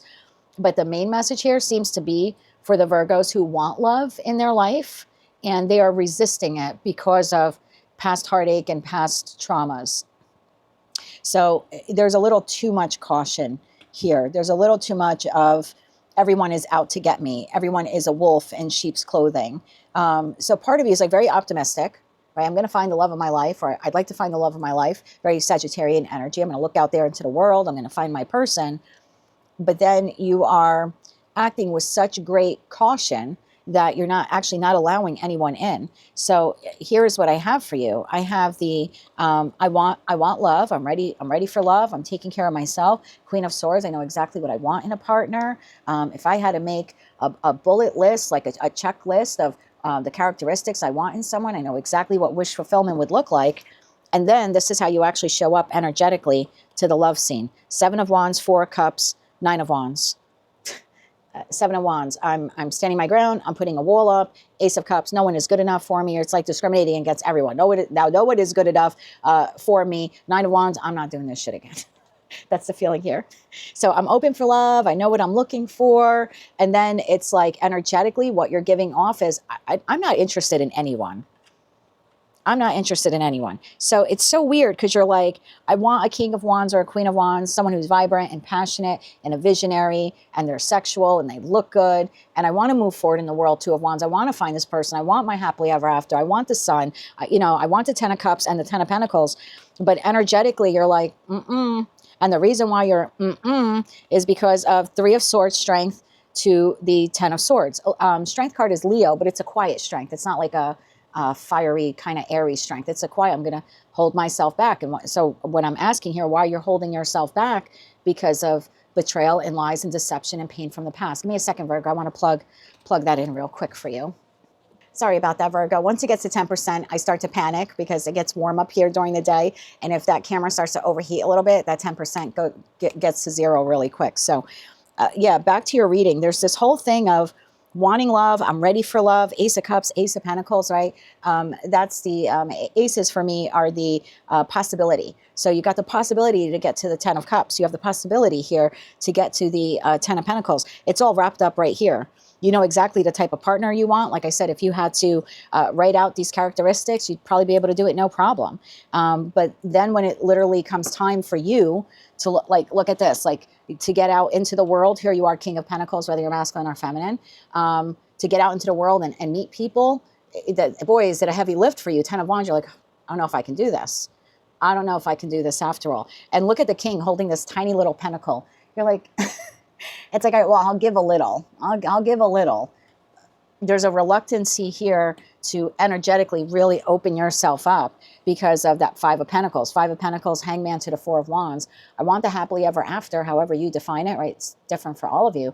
But that dream of yours is kind of suspended because you're stuck in this Five of Pentacle energy, whether that's someone else put you there or you put yourself there. Because we sometimes can be low vibe enough that we think we're just not good enough or worthy enough of the Four of Wands. So either that's from like past trauma with people, which is possible, and it's maybe one letdown after another, and you're just like, oh, God just doesn't want me to find love. Sure they do. Sure it does. I want to see what your blocks and challenges are here. I mean, I know there's a reluctancy here to energetically open up, but see if we can get you some advice too. What's a block and challenge here? It's good to be cautious. Don't get me wrong, right? You don't want to fall for every wolf in sheep's clothing, and it's good to be discriminatory, right? When we're looking for a lover, because again, we kind of have that checkbox, and as we get to know people, you know, and some time goes by, you're like, oh, no, I'm not checking off any other box, right? See ya, right? This isn't working out. But you're not even letting anyone in to see if they check off a checkbox. It's too much caution. It's almost like you don't trust yourself. You're being too protective of yourself. I don't think you realize how resourceful you are. That you can spot, you will be able to spot the red flags. I think you can't. What is this here? Or you're protecting your resources, like your time. It could be like, I really want, oh, maybe that's what it is. I would really like to find a love partner, right? I would really like to find my equal. I have an idea of what that person would, you know, look like or their characteristics, but I don't want to waste any time finding that person. I don't want to kiss any more frogs. I just want the prince to arrive. Okay, maybe you're too protective of your resources in terms of time. Okay, blocks and challenges here. One more shuffle. Thank you. 10 of Pentacles, time. 4 of Pentacles. I don't want to invest any more time. 8 of Swords. Now I understand. I don't want to invest any more resources, Pentacle energy, time, love, money, commitment, etc., in someone when I can't see a future in them. But you're not even going to be able to discern whether or not you have a future with that person if you don't invest something. Remember that King of Pentacles was holding this tiny little pentacle, and I said, this is all I have to give. You're going to have to give a little bit more, meaning you got to go out on more than one date. Just because you go on 1 date or 2 dates, you can't be like so cautionary that you're discriminatory and you're like, I didn't like the way that he was breathing. He may be the one. She may be the one. I don't like that they didn't put their napkin across their lap. Who goes into that kind of restaurant and doesn't put a napkin across their lap? Think they're eating at a freaking pizza parlor. You know what I mean? But that would be the extreme. You're not going to see if that person is your person by maybe going out on a second date or a third date or getting to know them because they didn't put a napkin on their lap. I think you're too protective, and your whole thing is, I don't want to waste time. I don't want to waste time. I hear you. I'm 51 years old. I don't want to waste time either. But you're wasting time by not investing time in getting to know someone to see if they actually are the one. Do you ever think of it that way? You're wasting time. The 5 of Pentacles, the clock keeps spinning. The world keeps spinning. And you're still there alone. 9 of Pentacles. So you don't want to spend time getting to know someone, but you're also wasting time not getting to know if that person is the one. Let's get you 3 cards of advice here.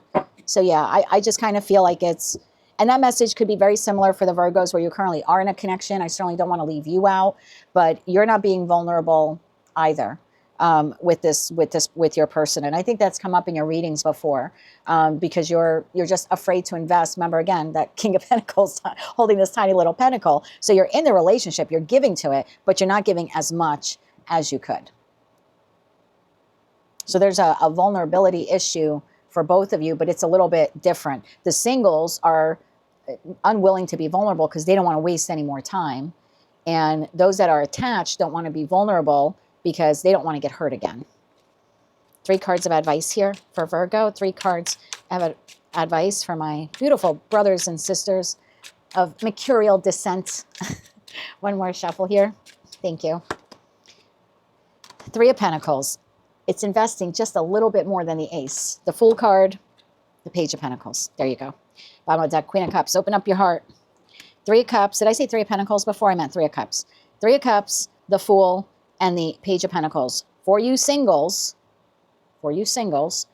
open up your heart a little bit. Three of Cups. You don't have to go all in. You don't have to be like, this is my person. You know, you swipe right, swipe left, whatever you kids do these days. And be like, okay, I'm gonna marry him or marry her. And then you remember when we were like 15-year-olds, we would write our name out with the person's last name just to see if it would look good.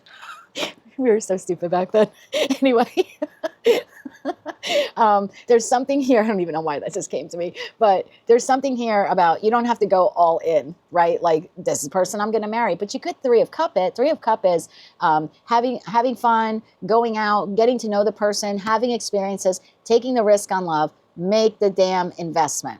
You don't have to go all in, single Virgos. You don't have to go 10 of Pentacles, but you could do a Page. You could do something more than what you're doing now, because now it's just wasting time. And I want to get 3 cards of advice for those of you currently in a connection. 3 cards of advice here for those in a connection. Yeah, and so let's go back to the single Virgos here. Okay, so you go out on 3 dates and you decide that's not the one. Don't look at it like, I just spent 3 weeks, 3 Friday nights getting to know someone and they're not the one. But what did you do on those Friday nights? Did you go to a concert? You know what I mean? Did you go to a movie? Did you go to a pub or a bar or a cafe you haven't been to? Did you try a different type of cuisine that you never had before because maybe they're culturally different, so you went to a different restaurant? See it more as an experience as opposed to, I just wasted 3 weeks getting to know someone and ended up being a jerk.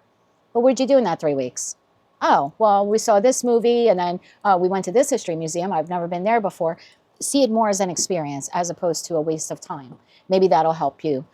And let's get 3 cards of advice here for my Virgos who are attached or currently in a relationship. One more shuffle. Thank you. Page of Cups, the Devil, the Knight of Pentacles. Start investing a little bit more.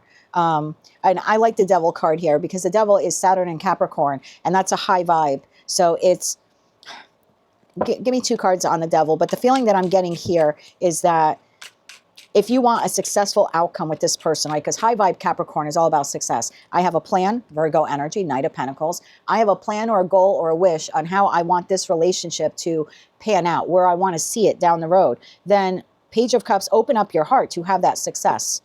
Because again, if you've ever known a high vibing Capricorn, which is the Devil card in tarot, they set a plan or a goal and they are all in, full throttle until they win. So there's something here about you taking it slow and steady, and continually on that steady, very methodical approach, continue to open up your heart more and more and more so you can have success in this connection. Look at that, because then we go from the Page of Cups to the Knight of Cups, to a Queen of Cups, to the Knight of Swords, and slaying all of those doubts and fears that you've had about, I can't do all. Okay, fair enough. You can't do all today, but you can be a little bit more vulnerable today than you were yesterday.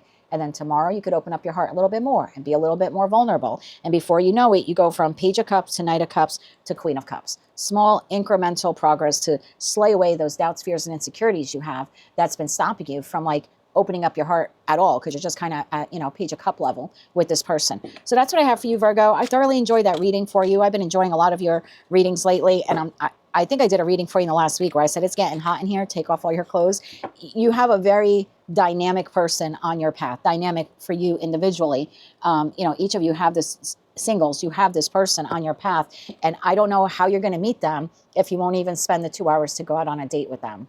So think of it that way. And we also saw in that reading a lot of sexual tension being built up, which would, pair very well with a King or Queen of Wands. But again, how do you meet that person if you're not willing to invest any time into getting to know them? So that's what I have for you, my love. That is your current situation as of Thursday, July 17th, 2025. If you like that message, resonated with you, you want to claim all or part of it, please be sure to click like, share, and subscribe. And until I read for you again, I am wishing you light, love, and peace. Hello, Libra. Let's see what's currently in your energy as of Thursday, July 17th, 2025. What is currently in Libra's energy? What is their current situation? What do they need to know for Libra, Sun, Moon, Rising, as well as Venus?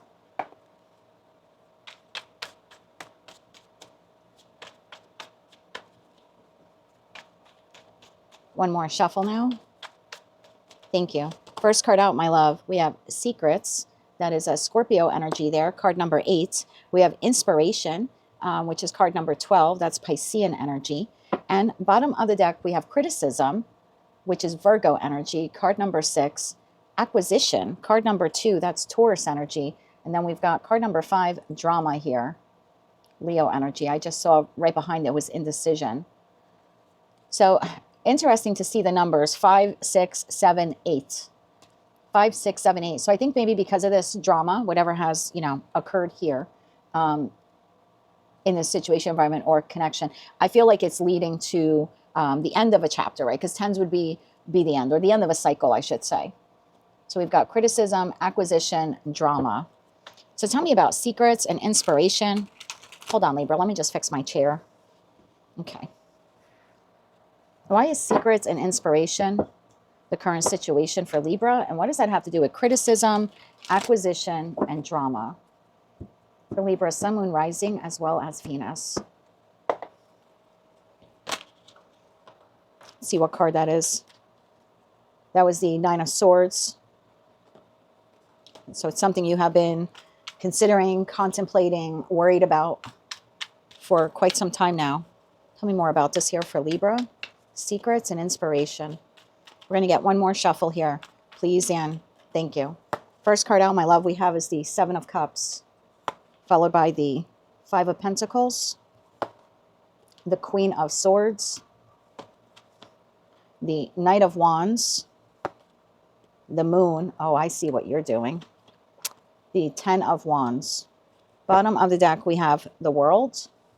I had said we were making our way there, right? 7, 8, 9. We're missing the 9, which is independence. Because in numerology, especially in tarot, 9s are very independent energies, right? 9 of Cups, 9 of Pentacles, even the 9 of Swords that we saw, that's singular to you thinking about it, right? 9 of Wands, that's would be you deciding to repeat a pattern, or you putting up boundaries. So 9s are very singular. So we're missing the independence, singularness here. The freedom, the autonomy, that's what we're missing. Okay, we've got Judgment, and we've got the Page of Cups. That leaves the 5 of Swords, the Devil to the Star card, at the bottom of the deck to the Ace of Swords. So I want to clarify just a couple of these cards. 5 of Pentacles. Why is the 5 of Pentacles here? One more shuffle here. Thank you. 5 of Pentacles, clarified by Queen of Wands, the Star, and the Devil. The Moon. Why is the Moon here? Surprised we didn't see the 7 of Swords. Why is the Moon here? One more shuffle here. Thank you. The Moon is clarified by the Page of Pentacles, the 3 of Pentacles, and the Ace of Pentacles. Look at you, quietly building the new. Bottom of deck, 8 of Pentacles, quietly building the new. The World. Tell me about the World here. One more shuffle here. Thank you. The World, clarified by the Ace of Swords. 8 of Swords. 1 plus 8 is the 9. There we go. 9 of Wands. So you are, bottom of the deck, 3 of Swords, the Lovers, 3 of Wands. Look what you're moving on from. Okay. I've tapped into a group of you, and I've heard back from a couple Libras that said, I went through this a year ago, or I went through this 2 years ago.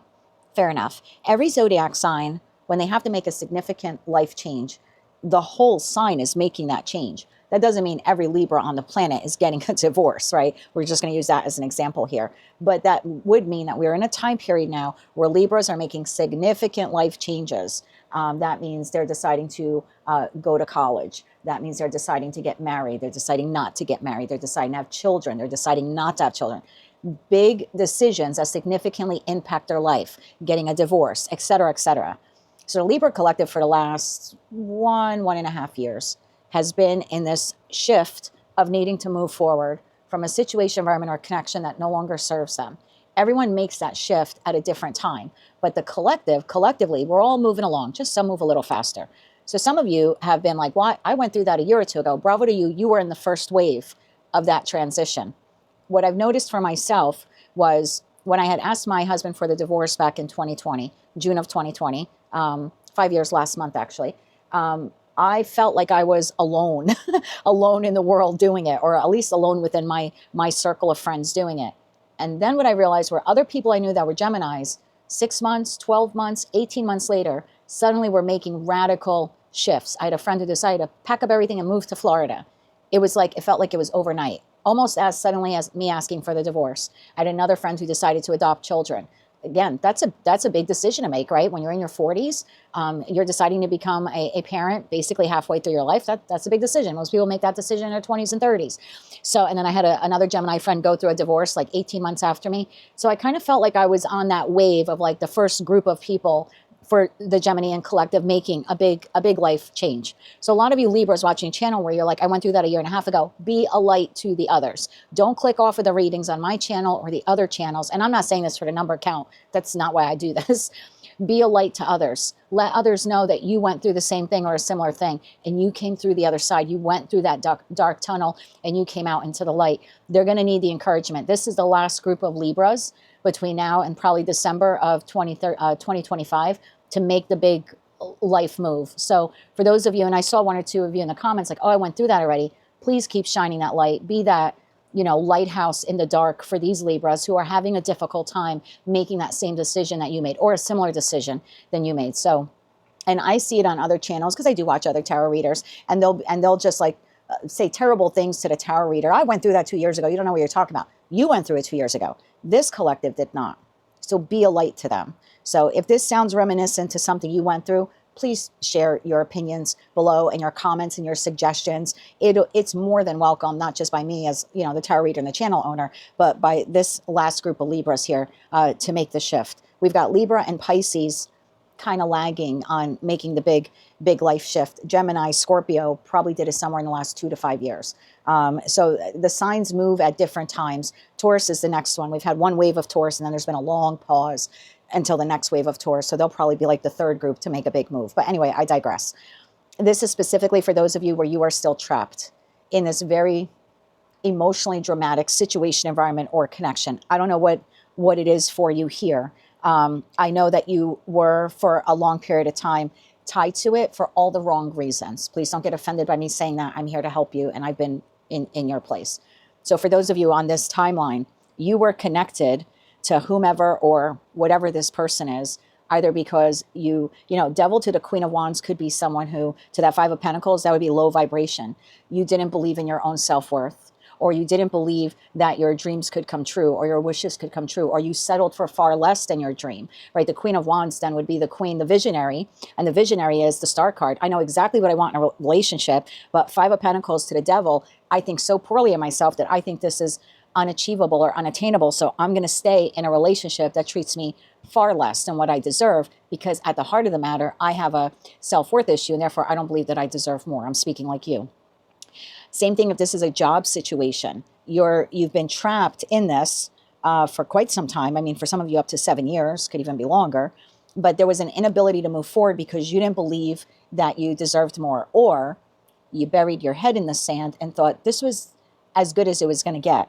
And so in an attempt to not cause any drama, you lowered your vibration. High vibe Libra is justice and fair and balance and equal reciprocity. That's why you're, in Tarot, Major Arcana, you are the Justice card. And then in the Minor Arcana card, you're the Six of Pentacles. Equal give and take, right? But low vibe Libra is a people pleaser. Yes, ma'am. Yes, sir. I don't believe I'm worth more, so I'm not going to say anything. I don't want to rock the boat. And that's how we get into that devil energy, which is toxic, because we end up stuck in situations, environments, or connections because we either, one, don't want to rock the boat, or two, we don't think we're worthy of rocking the boat. We think this is the best we're worthy of. We think this is the best that we deserve. So keep your mouth shut and just keep everyone happy. So I kind of feel like that's what transpired here in the past. I think your vision about who you were and what you were worth was clouded. Seven of Cups. Seven of Cups can work one or two ways in a tarot reading. It's Neptune and Pisces, astrologically speaking. On one hand, it's a beautiful feeling of daydreaming and fantasy, and this is what I would like. And then the negative side of Seven of Cups is I've got on rose-colored glasses. I don't want to see what's really there. That's what leads me to confusion. Confusion leads to indecision. And that's how I get stuck in a people-pleasing, low vibrational situation, environment, or connection because I don't want to rock the boat. So I feel like that's what you've been going through. But now we go from Seven of Cups through this storm of your life that you've been dealing with to the Queen of Swords. The Queen of Swords sees things very clearly because she holds your sword. She holds the Ace of Swords, which Lady Justice holds in the Justice card. So after this state of confusion, and however long it's been for you, it's different for all of you, you're now seeing things clearly, just like the other groups or waves of Libra saw it before you. So it took you a little longer. So be it. But now you see it. And now that you see it, you're following the path that they followed before you. You are taking the inspired action to move forward away from whomever or whatever this is. And you're doing it in secret. The Moon card. Page of Pentacles, Three of Pentacles, Ace of Pentacles. This is you keeping it a secret. Moon card, keeping it a secret to almost like acquire for yourself a new life. You're creating a new path. And your inspiration for creating a new path is now you see the burdens very clearly. 10 of Wands. Now you see the confusion that you were in, whether that was gaslighting, manipulation through the hands of another person, or you were gaslighting yourself because you didn't want to see the situation or the person for who and what they truly are. Either way, that burden became your inspiration. Seeing that clearly is now why you're able to move forward. The one thing you're lacking here is independence. And by that, I mean feeling good enough. Nine of Pentacles energy is someone who I'm free and autonomous of that toxic situation, environment, or connection. And I know I'm going to be okay being free of it. So you're still lacking a little bit of the self-confidence. However, I do believe that as you work on very diligently and quietly and secretly here, plotting and planning this new path for you, we see the first 9 pop up. And that's what I like. It's not 9 of Cups and it's not 9 of Pentacles. I would have preferred to see that, but it's a good 9 because the 9 of Wands is I'm standing my ground. I'm not giving up on moving away from whatever this is. I'm not giving up on creating this new path or this new plan for myself, no matter how long it takes, no matter how many negative comments I kind of roam in and out of my brain. Ace of Swords, I'm staying very laser-like and very focused here to close this chapter, World card. And so I do like seeing these 3 cards here as your clarifier for the World card. That's going to lead you to the 9 of Pentacles, 9 of Cups. It's going to take you a minute. And you know what that minute is different for all of you. Took me from beginning to end 3 years because I didn't want to see it. So let me correct that. I lived in this for 3 years.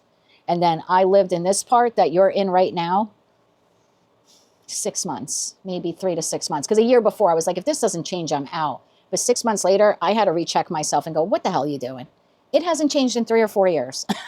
You just gave it another 6 months. You're going to give it another 6 months. So I started gearing up with very similar energy here to you. Page of Pentacles, Three of Pentacles, Ace of Pentacles. I'm going to quietly work on my new life. So I think for some of you, and I had said that at the beginning of your reading, I think you're going to be wrapping this up by the end of the year. For those of you where this is a significant life change, like you're getting a divorce, you're relocating, you're deciding to go back to school. There's something significant here in terms of a life decision that's probably going to take you the next 3 to 6 months to complete. But I don't believe, and I would bet money on this if I could, and I'm not really a betting person, but I would bet that January 2026, you are no longer in this toxic environment, this belief that you don't deserve better. I think you're executing this by the end of the year. The World card for me in terms of timing is a calendar year. So I think January 1st, 2025, you're free of this. And where are you headed at that point? Judgment to the Page of Cups. It's that whole new beginning. I do believe most of you are calling judgment on this. Three of Swords, the Lovers, and the Three of Wands. Someone broke your heart. But man, did they fix your vision in doing that. Tell me more about the new. I want to tell you what you can look forward to. I'm not going to give you any advice. I think what you're doing is fantastic. I'm sorry that you had to go through this, but you are acquiring your new life. You are acquiring your new life in secret, the inspiration of which was Three of Swords, 10 of Wands. Some type of horrible burden, heartbreak here occurred for you, but I think you're now doing it quietly. You don't want to be criticized by whomever or whatever it is that you're leaving, because you just don't need the drama. I don't think you're indecision. I'm not speaking to a group of Libras where you don't know if you're leaving this person, place, or thing. Right now, I'm speaking to a Libra that knows that they're leaving it. They just need some time to get some affairs in order or get applications and resumes out there, to find the next job, whatever this is for you. Again, career and finance, love and romance. You are beginning now to work on the new. And I love you for that. And I know it's taken you a long time to get to that. So I want to know more about the new. Where's Libra headed? Where are you headed? One more shuffle here. Thank you. Where are you headed? The High Priestess. The Seven. I knew we were going to see the Seven of Swords and the 10 of Pentacles. Look at you plotting, planning. I asked where you're headed. Plotting and planning. 7 of Swords gets a bad rap in tarot. Never really understood why. Two of Wands here at the bottom of the deck. I understand that it's lying and cheating and deception. it is to a point, and maybe that was part of the catalyst to get you in this direction. Right? I don't know if it, you know, the boss or the lover or whoever, you know, wronged you here, betrayed you here. I'm sure that they added to the 10 of Wands. That's your catalyst to move forward. However, the 7 of Swords in tarot, if we look at the original Rider-Waite-Smith tarot deck, and I'll get it for you here, 7 of Swords is an individual who had their swords taken by, you know, a king or an emperor or an empress. And so the individual has to sneak back into the empire. They have to sneak back into the kingdom to steal the swords that were rightfully theirs. Do they have to wear a mask? Yes. Do they have to be deceptive? Yep. Do they have to lie at the gate about who they are and what they're doing there? Yep. Are they a cheater? Are they a thief? Are they stealing? Yep. But basically, this person is strategizing how to get back into a place in order to take what they feel was rightfully theirs and wrongfully taken from them. It's a decision that they made. The 2 of Swords in the background is no longer cross. Do I go in and get what I want, right? Do I go back and acquisition what I want? Nope, I made the decision. The swords are in the ground, firmly planted. They go in, they try to get the 5 swords and leave. And now I'm looking back to make sure I don't get caught. And I kind of think that's how the card became known as the liar, cheater, thief card. But in the way I'm reading this for you, this is very different energy. I asked where you're going. Where you're going, High Priestess, in secret, plotting and planning, the 10 of Pentacles. The next job, the next career move, maybe saving money for a new beginning. If you're going through a divorce, rebuilding your life, for those of you who are doing that. There's definitely strategizing here. It starts off really small right now, and it's going to build momentum as you get towards that new beginning. You're a lot smarter than I was. I didn't do all of that strategizing when it came to the Pentacles. And so I did not dot the I's and check the T's. If you've seen my readings before, you've heard me say that. And so I ended up leaving the marriage with far less financially than I probably was owed, or I probably could have gone. But at that point, I just wanted to get out.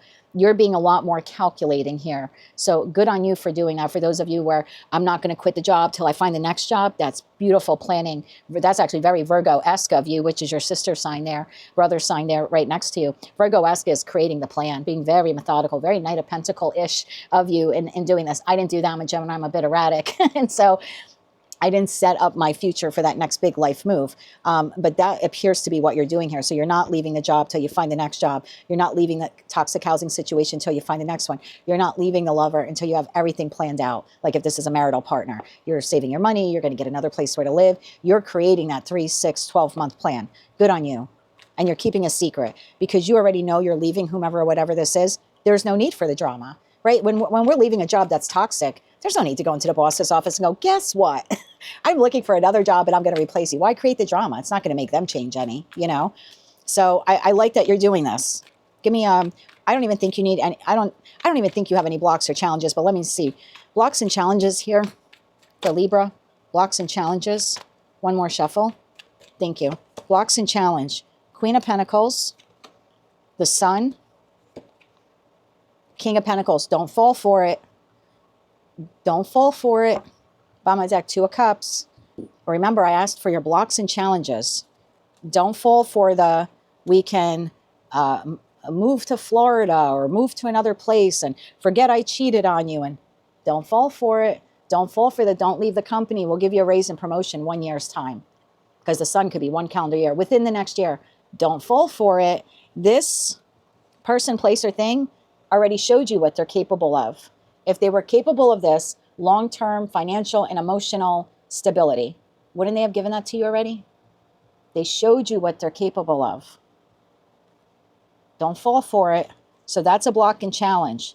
The boss asking you not to leave. The family members asking you not to move out. The spouse asking you not to divorce. Things will be better. I'll get better. We could heal this. You'll get the raise. We could relocate. Don't fall for it. Look how quickly you go to the 4 of Pentacles. Doesn't take long after you buy into the promise for the relationship or situation or environment to become stuck and stagnant again. To the 10 of Swords. Doesn't take long afterwards, my love. So your block and challenges, do not fall for it. The offer, the opportunity that this person's going to give you to not depart from them. They already showed you what they're capable of. Okay, 3 cards of advice. One more shuffle here. Thank you. 8 of Pentacles. Keep working on the dream, the goal, the plan. 6 of Swords. Keep working at finding a way out, moving away from this. 4 of Wands. Because once you move out of that, That's when and how you will experience true structure and stability in your life. Keep moving towards your happily ever after. You've got a King of Wands in your future, or Queen of Wands. I don't read body parts. But if this is like a boss, you have another boss literally waiting for you, energetically waiting to hire you. Another business partner energetically waiting for you. Another love partner energetically waiting for you. Don't buy into the, but we were, King and Queen of Pentacles, they're in it for the long run. And so, I don't know, I could be talking to someone who's in a 20-year marriage. Think back to your last 20 years. Really think back to your last 20 years. Did you deserve this after 20 years of service to this company or this person or this lover? What makes you think the next 20 won't give you the same result? Keep moving towards the new. What you decide to do, at the end of the day, is up to you. I certainly don't want to sway you one way or another, but the cards here have been pretty clear. This person is going to tempt you to stay. I still think by the end of the year, you're closing this out, even if you give them a chance. But for those of you that are keeping it a secret and you're moving in secret now, moving in silence, I should say, towards the new, bravo to you. You're going to be able to acquire the life that you really want and that you really deserve. And for the Libras who've been through it, please drop some comments below for them, because your brothers and sisters here are struggling just a little bit. That's what I have for you, Libra. That's your current situation, as well as your blocks, challenges, and some advice as of today, Thursday, July 17th, 2025. If you like those messages, they resonated with you, maybe just found them to be helpful or hopeful, please be sure to click like, share, and subscribe. And until I read for you again, I'm wishing you light, love, and peace. Hello, Scorpio. Let's see what your current situation is as of Thursday, July 17th, 2025. Current situation for Scorpio. Scorpio, Sun, Moon, Rising, as well as Venus.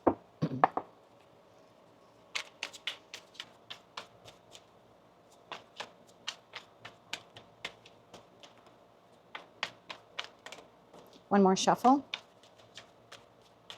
Thank you. First card out, we have Speculation. This is card number 4. This is Cancerian energy.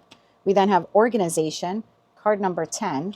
And bottom of the deck, we have Publicity, card number 5, and Choice, card number 7. Right behind that, we have Defense, which is Taurian energy. Okay, tell me why Speculation and Organization is currently in Scorpio's energy, and what does that have to do with Publicity, Choice, and Defense? For Scorpio, Sun, Moon, Rising, as well as Venus. Why is Speculation and Organization currently in their energy? One more shuffle here. Thank you. First card out, my love, is the 5 of Pentacles, followed by the 10 of Pentacles, the King of Pentacles, the Magician, the Star, and the Queen of Pentacles.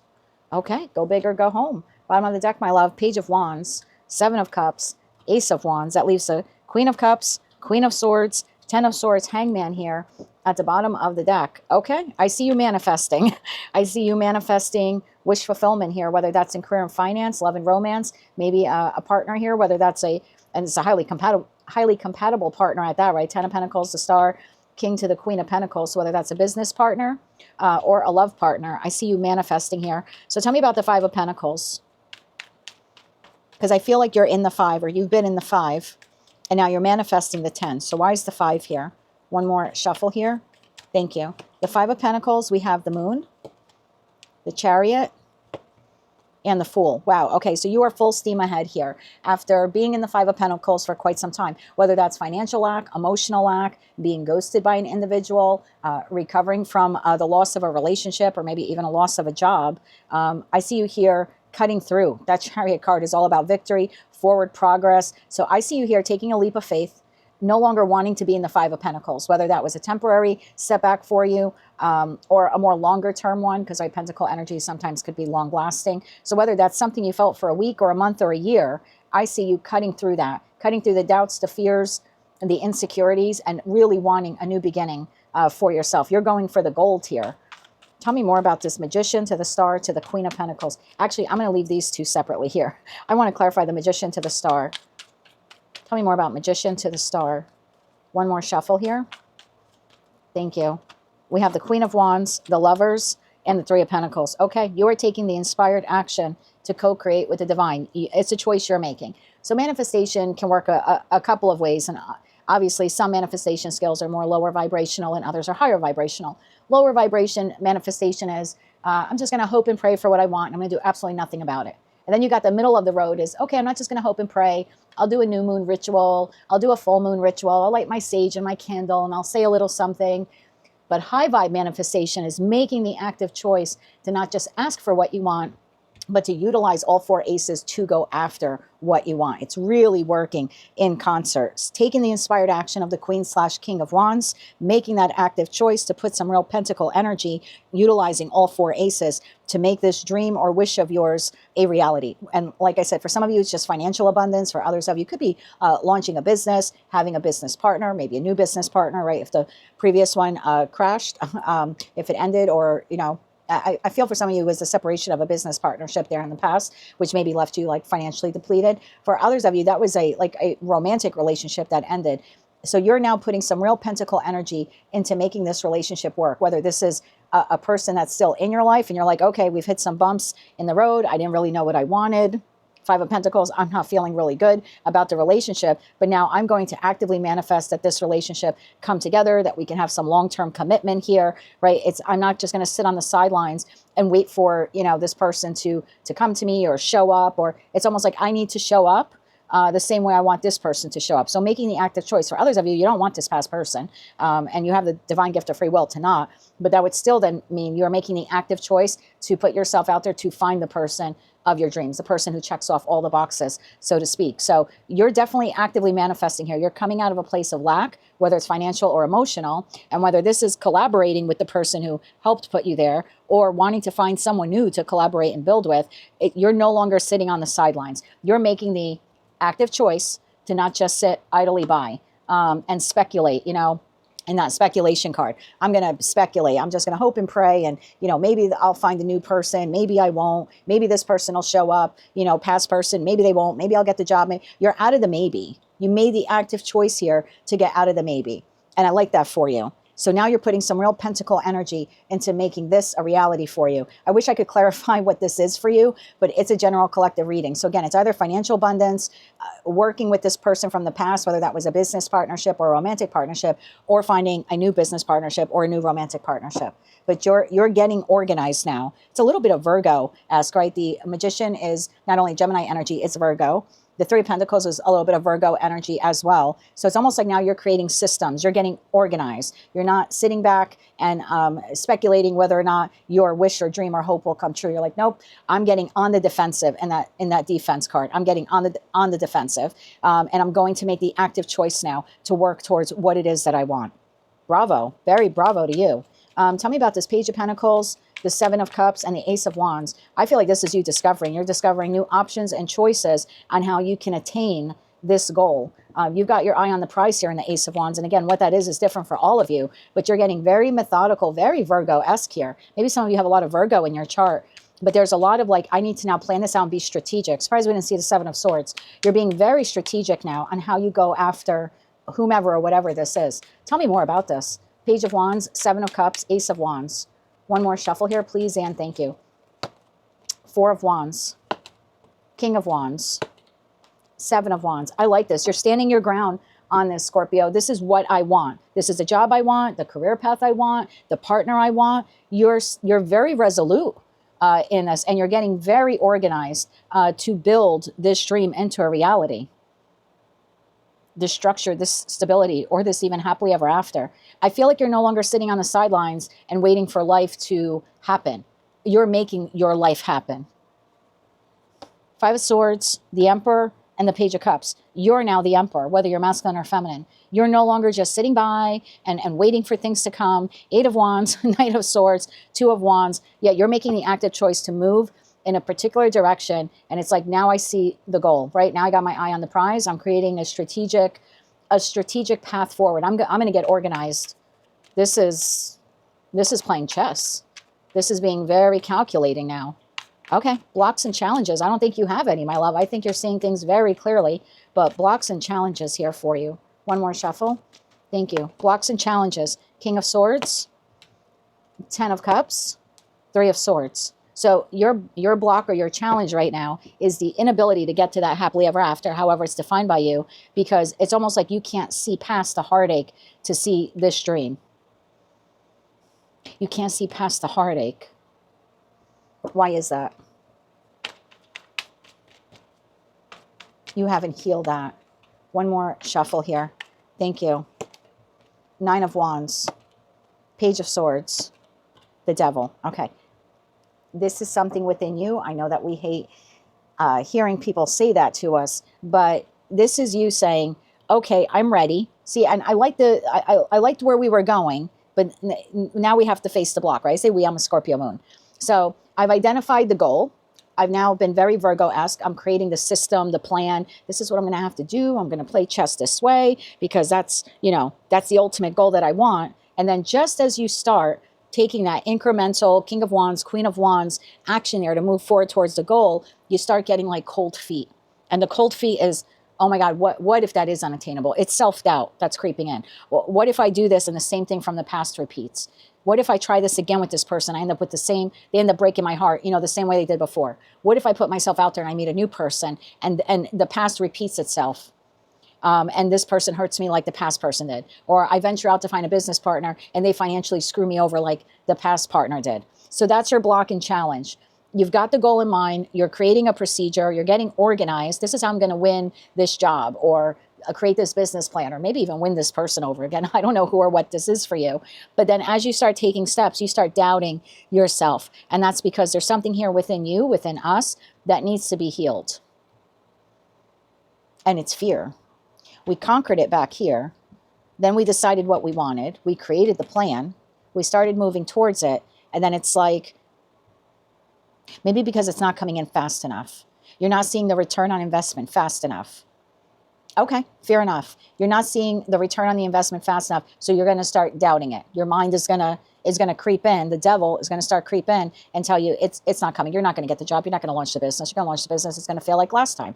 Oh, you've launched a product. It's been 2 weeks. No one's bought it, or you know, X amount of people haven't bought it yet. No one's going to want your product. So that's what's happening here. Fears, doubts, and insecurities, all rooted in this devil energy, basically. This is low vibe devil energy. I don't always see the devil card as toxic, but this is toxic because this is making you second guess your ability to get organized and bring this dream into reality, you know, bring this dream into fruition. What's advice here for Scorpio? I think you start doing well here, and then your mind starts to saw the Four of Pentacles, and then you freeze. Like, well, what if it doesn't pan out? What if they don't want me? What if I meet the next person? They're like the past person. Tell me more about it. Let's get advice here for you. I want advice here for Scorpio. One more shuffle. Thank you. What's your advice? 9 of Cups, Ace of Cups, 9 of Swords. All right, this is going to sound really, really corny. This is almost like believe that love can win. Believe that your dream can become a reality. Like your heart, your advice here is to not allow, because 9 of Swords is just kind of lower octave of the devil, right? So it's like you need to defeat this through focusing on your 9 of Cups. What is that dream? What is that goal? What is that wish that you want? And then continue to pour your heart into it. Don't even allow your mind to roam to that corner in the back of your head that says, this is never coming. Temperance, 6 of Wands, the Sun. Temperance is fire energy, right? It's Sagittarius energy. It's your brother sister sign on the zodiacal wheel, right? It's butted up right against you. So there's something here about continue to have the fire energy to move towards what you want. But this isn't Aries fire energy, right? This isn't the Emperor. This is slow and methodical and tempered fire energy. Continue to move towards whomever this is. Again, playing chess. You ever see an actual chess tournament? My father used to play chess and my grandfather did. It was slow, man. We would get out of church and go back to grandma's house, and a couple of my grandfather's friends would come over to play chess. They would play that same game for like 3 or 4 Sundays in a row. They had a back covered porch, my grandparents said. They would just leave like the chessboard there with the pieces. There was like a little entryway there to get into the back of the house, and they would just leave it there. And then the next Sunday after church, they would resume it. It takes a long time to play chess, you know, when you're time limited, stuff like that. So this is not checkers, boom, boom, boom, you know, king me, queen me kind of thing. This is slow. This is continue to have the fire in your belly for this dream, for this goal. Be organized, create a plan, be exceptionally strategic, and every day make more incremental progress. That's how you get your victory, your 6 of Wands. That's how you get the Sun, 10 of Cups and 10 of Pentacles, which is what you have been manifesting from the beginning. This is what you want with whomever or whatever this is. So yeah, continue to make small incremental progress, even on the days that you don't see some progress, even on the weeks that you don't make some progress. This is almost like having to recondition your mind into saying, this is a reality. And as long as I continue focusing on this business, it's going to boom. As long as I continue to heal myself, I will become healed. As long as I continue to connect with people, I will find the next lover. As long as I continue to work on this relationship, really work on it, this relationship will get to where it needs to be or where I want it to be.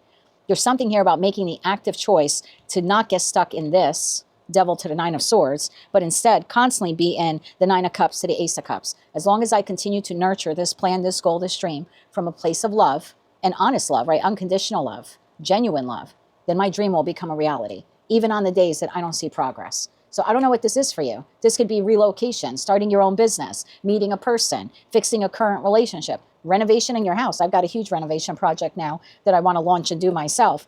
But I can't just speculate, oh, it might turn out good, it might not. I might start this Sunday, I might not, right? I got to get organized, Virgo. I got to create a plan. This isn't about me. I'm just using this as an example. I got to create a plan. I have to make the active choice to say, I can't just ask for the second floor of my house to be repaired. I can't manifest it. I have to take my tools and actually go to work, all four aces, to make it happen. And even on the days that it's slow progress, I still have to work towards it. If I want to see that renovation project complete and I'm the one doing the work, I need to literally put in the work. So again, it's just an example. This is not my reading, but whatever this plan or this goal or this dream is for you, you're going to have to continue to work at it while simultaneously working on getting out of your head. Because the devil, you got an angel on one shoulder that says, you can do this, we can do this, and then you got the devil on this side saying, it's never going to happen. You're never going to find that person. She doesn't want you. They're never coming back. You're never going to get that room renovated or painted, or you're never going to launch the business. There's something here about making the active choice to shut this one up and to make the active choice to listen to this one. Because you got an angel on your shoulder telling you, this is possible. You deserve this. You have what it takes. You're resourceful. You can make this happen.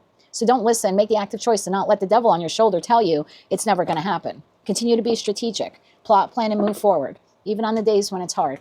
Even on the days when you don't see any results. Just keep moving forward. That's what I have for you, my love. That is your current situation. There's some environment, situation, connection, dream, goal that you have. And I think you have to become more organized, very Virgo-esque, high vibe Virgo, to create a plan so you can execute it properly and keep moving towards it. Take that active choice to keep moving towards it. Yeah, even on the days that you feel like it's not a success. If it's really something that you want, then don't allow that devil on your shoulder to tell you otherwise. That's what I have for you, my love. If you like that message, it resonated with you, maybe just found it to be helpful or even hopeful, please be sure to click like, share, and subscribe. And until I read for you again, I'm wishing you light, love, and peace. Hello, Sagittarius. Let's see what's in your current energy, or I should say, what is your current situation as of Thursday, July 17th, 2025. What does Sagittarius need to know about their current situation? For Sagittarius, Sun, Moon, Rising, as well as Venus.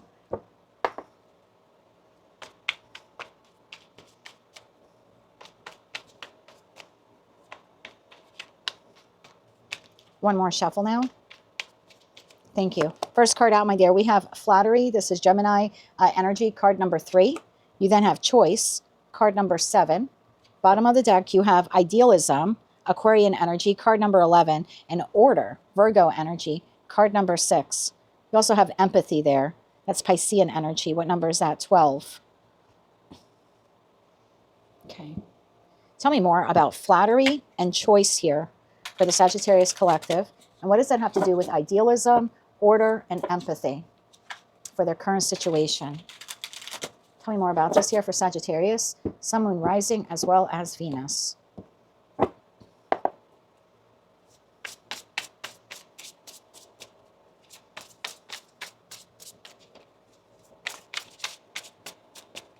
One more shuffle here. Thank you. First card out of the deck, we have Queen of Swords, followed by 2 of Swords, followed by 8 of Pentacles, followed by the 9 of Pentacles, followed by the Page of Swords, followed by the 5 of Wands. Bottom of the deck, High Priestess, Knight of Wands, and the Death card. Oh, look at you. That leaves the Ace of Wands, the 8 of Swords, and the Knight of Swords here at the bottom of the deck. You are making the choice to begin working on something. You're making the choice, 2 of Swords to that Choice card. You're here in the Queen of Swords energy, whether you're masculine or feminine, and you're making the active choice to work on something. Work on your independence. Work on your financial abundance. You're making the choice here to gain knowledge. Page of Swords. Maybe finding out how to become independent. Tell me more about this. I want to know about this Page of Swords. Why is the Page of Swords here? One more shuffle. Thank you. Page of Swords clarified by 8 of Wands, 10 of Cups, and the Ace of Cups. Oh man, do I love this for you. Bottom of the deck, Knight of Swords. So I've tapped into a group of you where you're making the active choice, Queen of Swords, 2 of Swords, 8 of Pentacles, to work on your self-worth and your self-value. 9 of Pentacles here. We have the Page of Swords. You're acquiring new ways to love yourself, take care of yourself, see your worth, see your value. The 8 of Wands, the 10 of Cups, and the Ace of Cups. Basically, what you're learning through this process is that you are your own 10 of Cups. Individuals will come and go from your life, and they might add and some may subtract.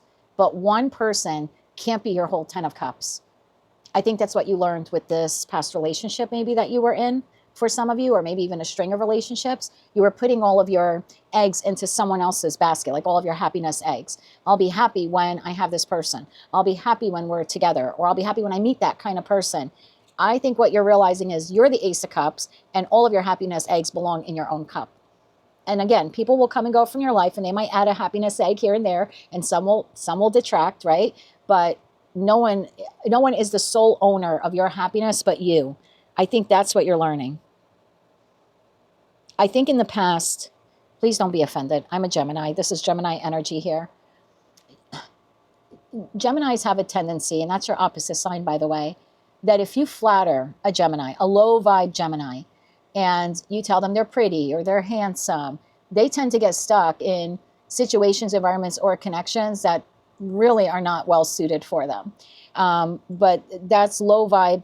Gemini needs that type of communication from someone. They need the constant propping up. It's great that they're a communicative sign, but a low vibe Gemini needs to hear that. So even when the relationship, if they looked at it realistically without the rose colored glasses on, they were like, oh my God, this is so toxic. But because this person tells me I'm pretty or I'm handsome or I'm going to stay in it. So I think what you're learning is the people that tried to flatter you, maybe in the past, like lovers that flattered you, it wasn't real. It was just words. It was just communication. They had no action behind them. And so I think you were putting all of your happiness eggs in someone's basket because every now and then they would flatter you. But then when they weren't flattering you, they still weren't showing up, right? They weren't ideal.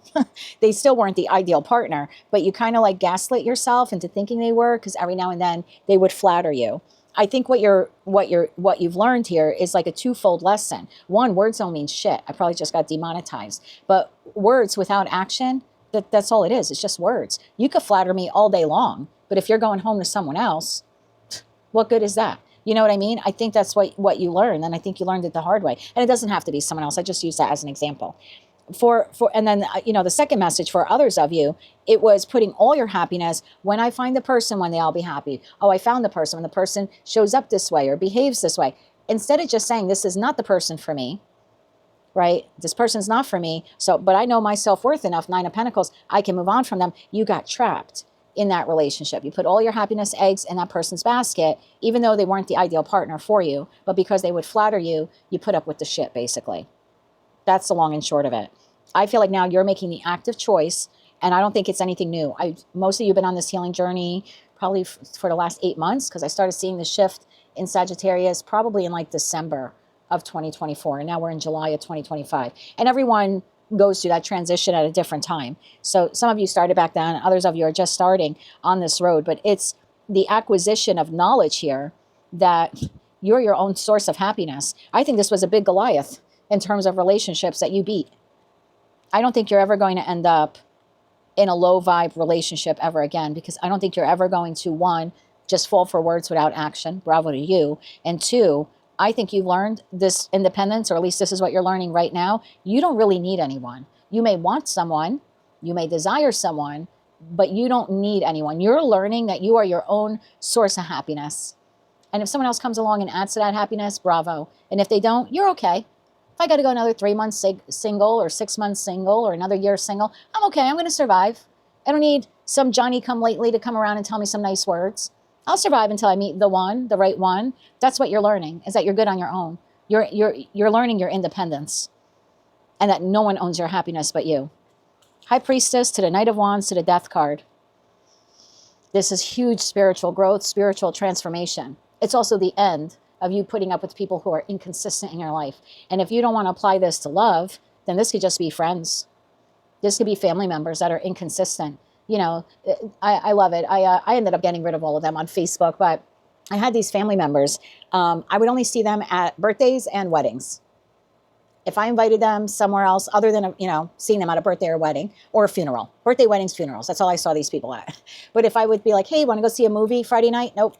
They were very inconsistent in my life. Every now and then I'd get a little comment on Facebook. Happy birthday, Jen.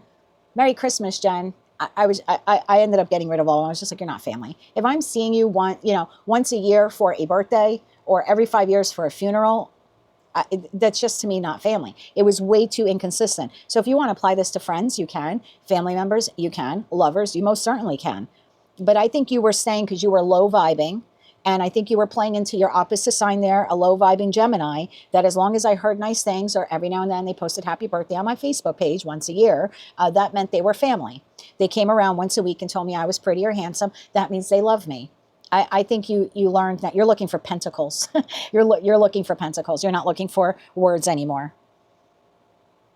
I don't think you have any blocks or challenges. I think you're still going to be an empathic. You know, I don't feel like you've shut the world down. You're like, well, I'm never going to love anyone again, or feel sorry for anyone, or have compassion for everyone. I don't think you walled yourself off in that way. I just think there's now an order to your empathy. There's now an order for the love you give to someone. And I think that's because now you appreciate yourself more.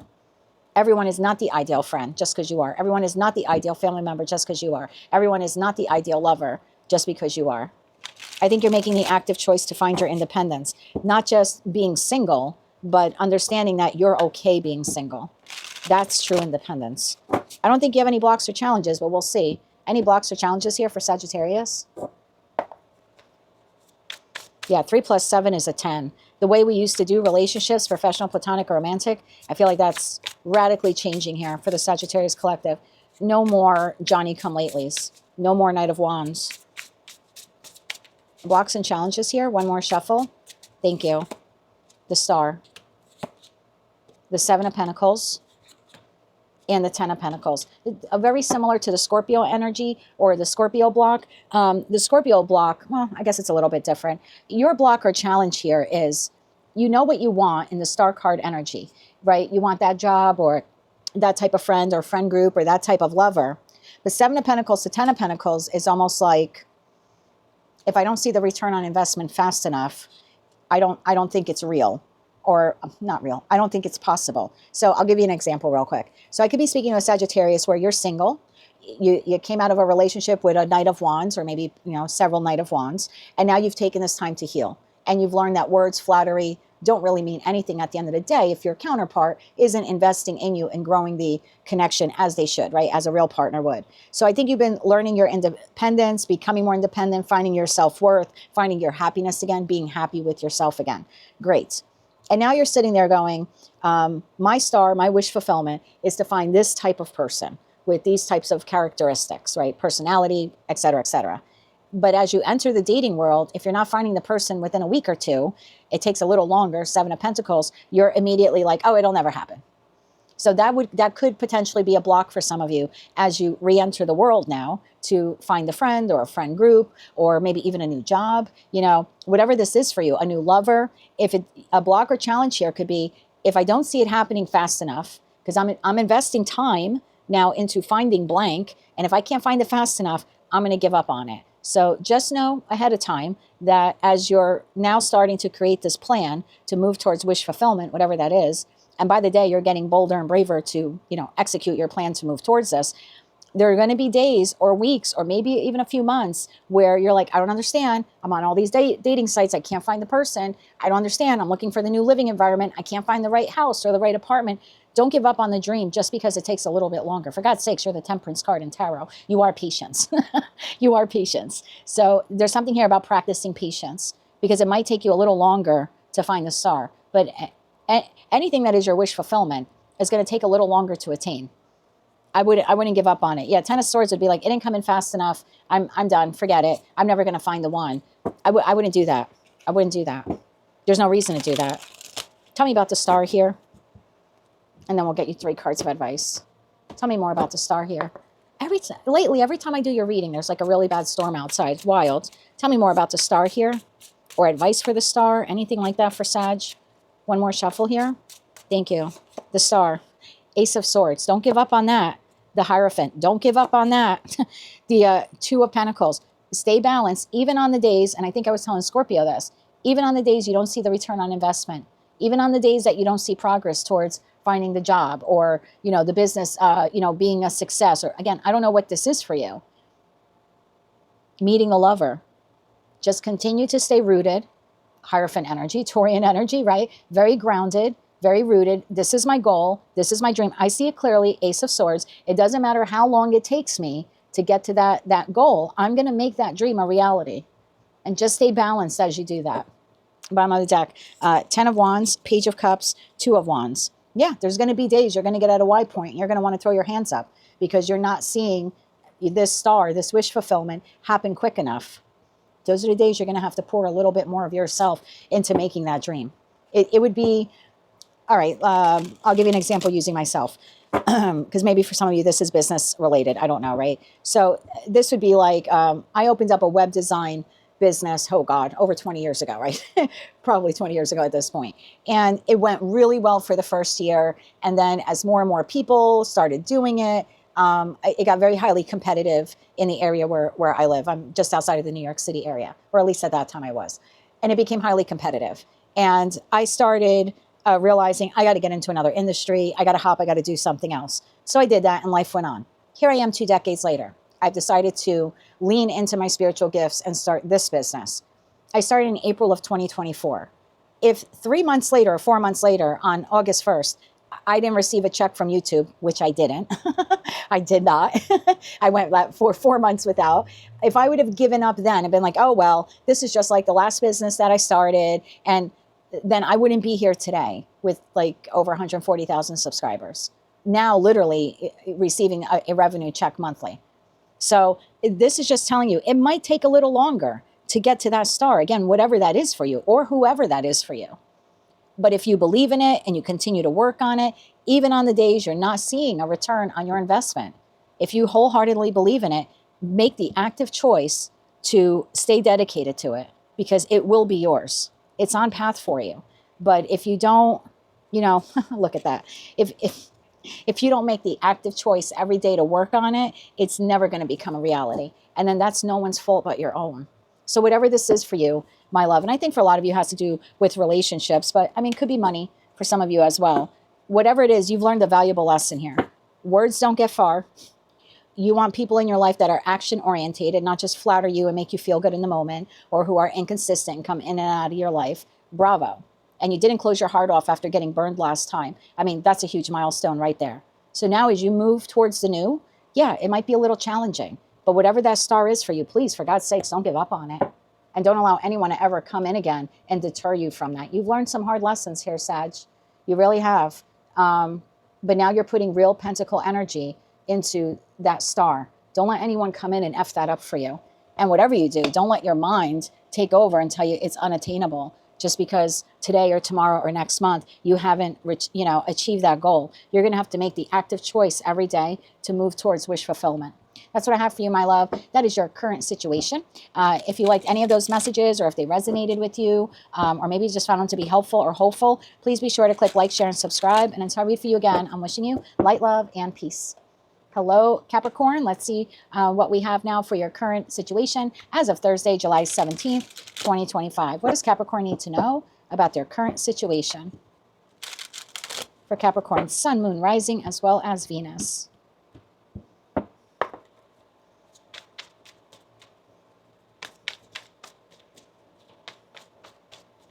One more shuffle now. Thank you. We have Practicality, card number 10.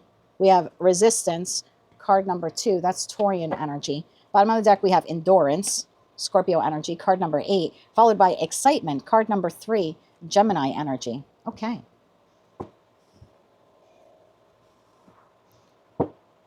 I feel like Scorpio, Sag, and Capricorn are about to have similar messages. So maybe some of you have high Scorpio or high Sag.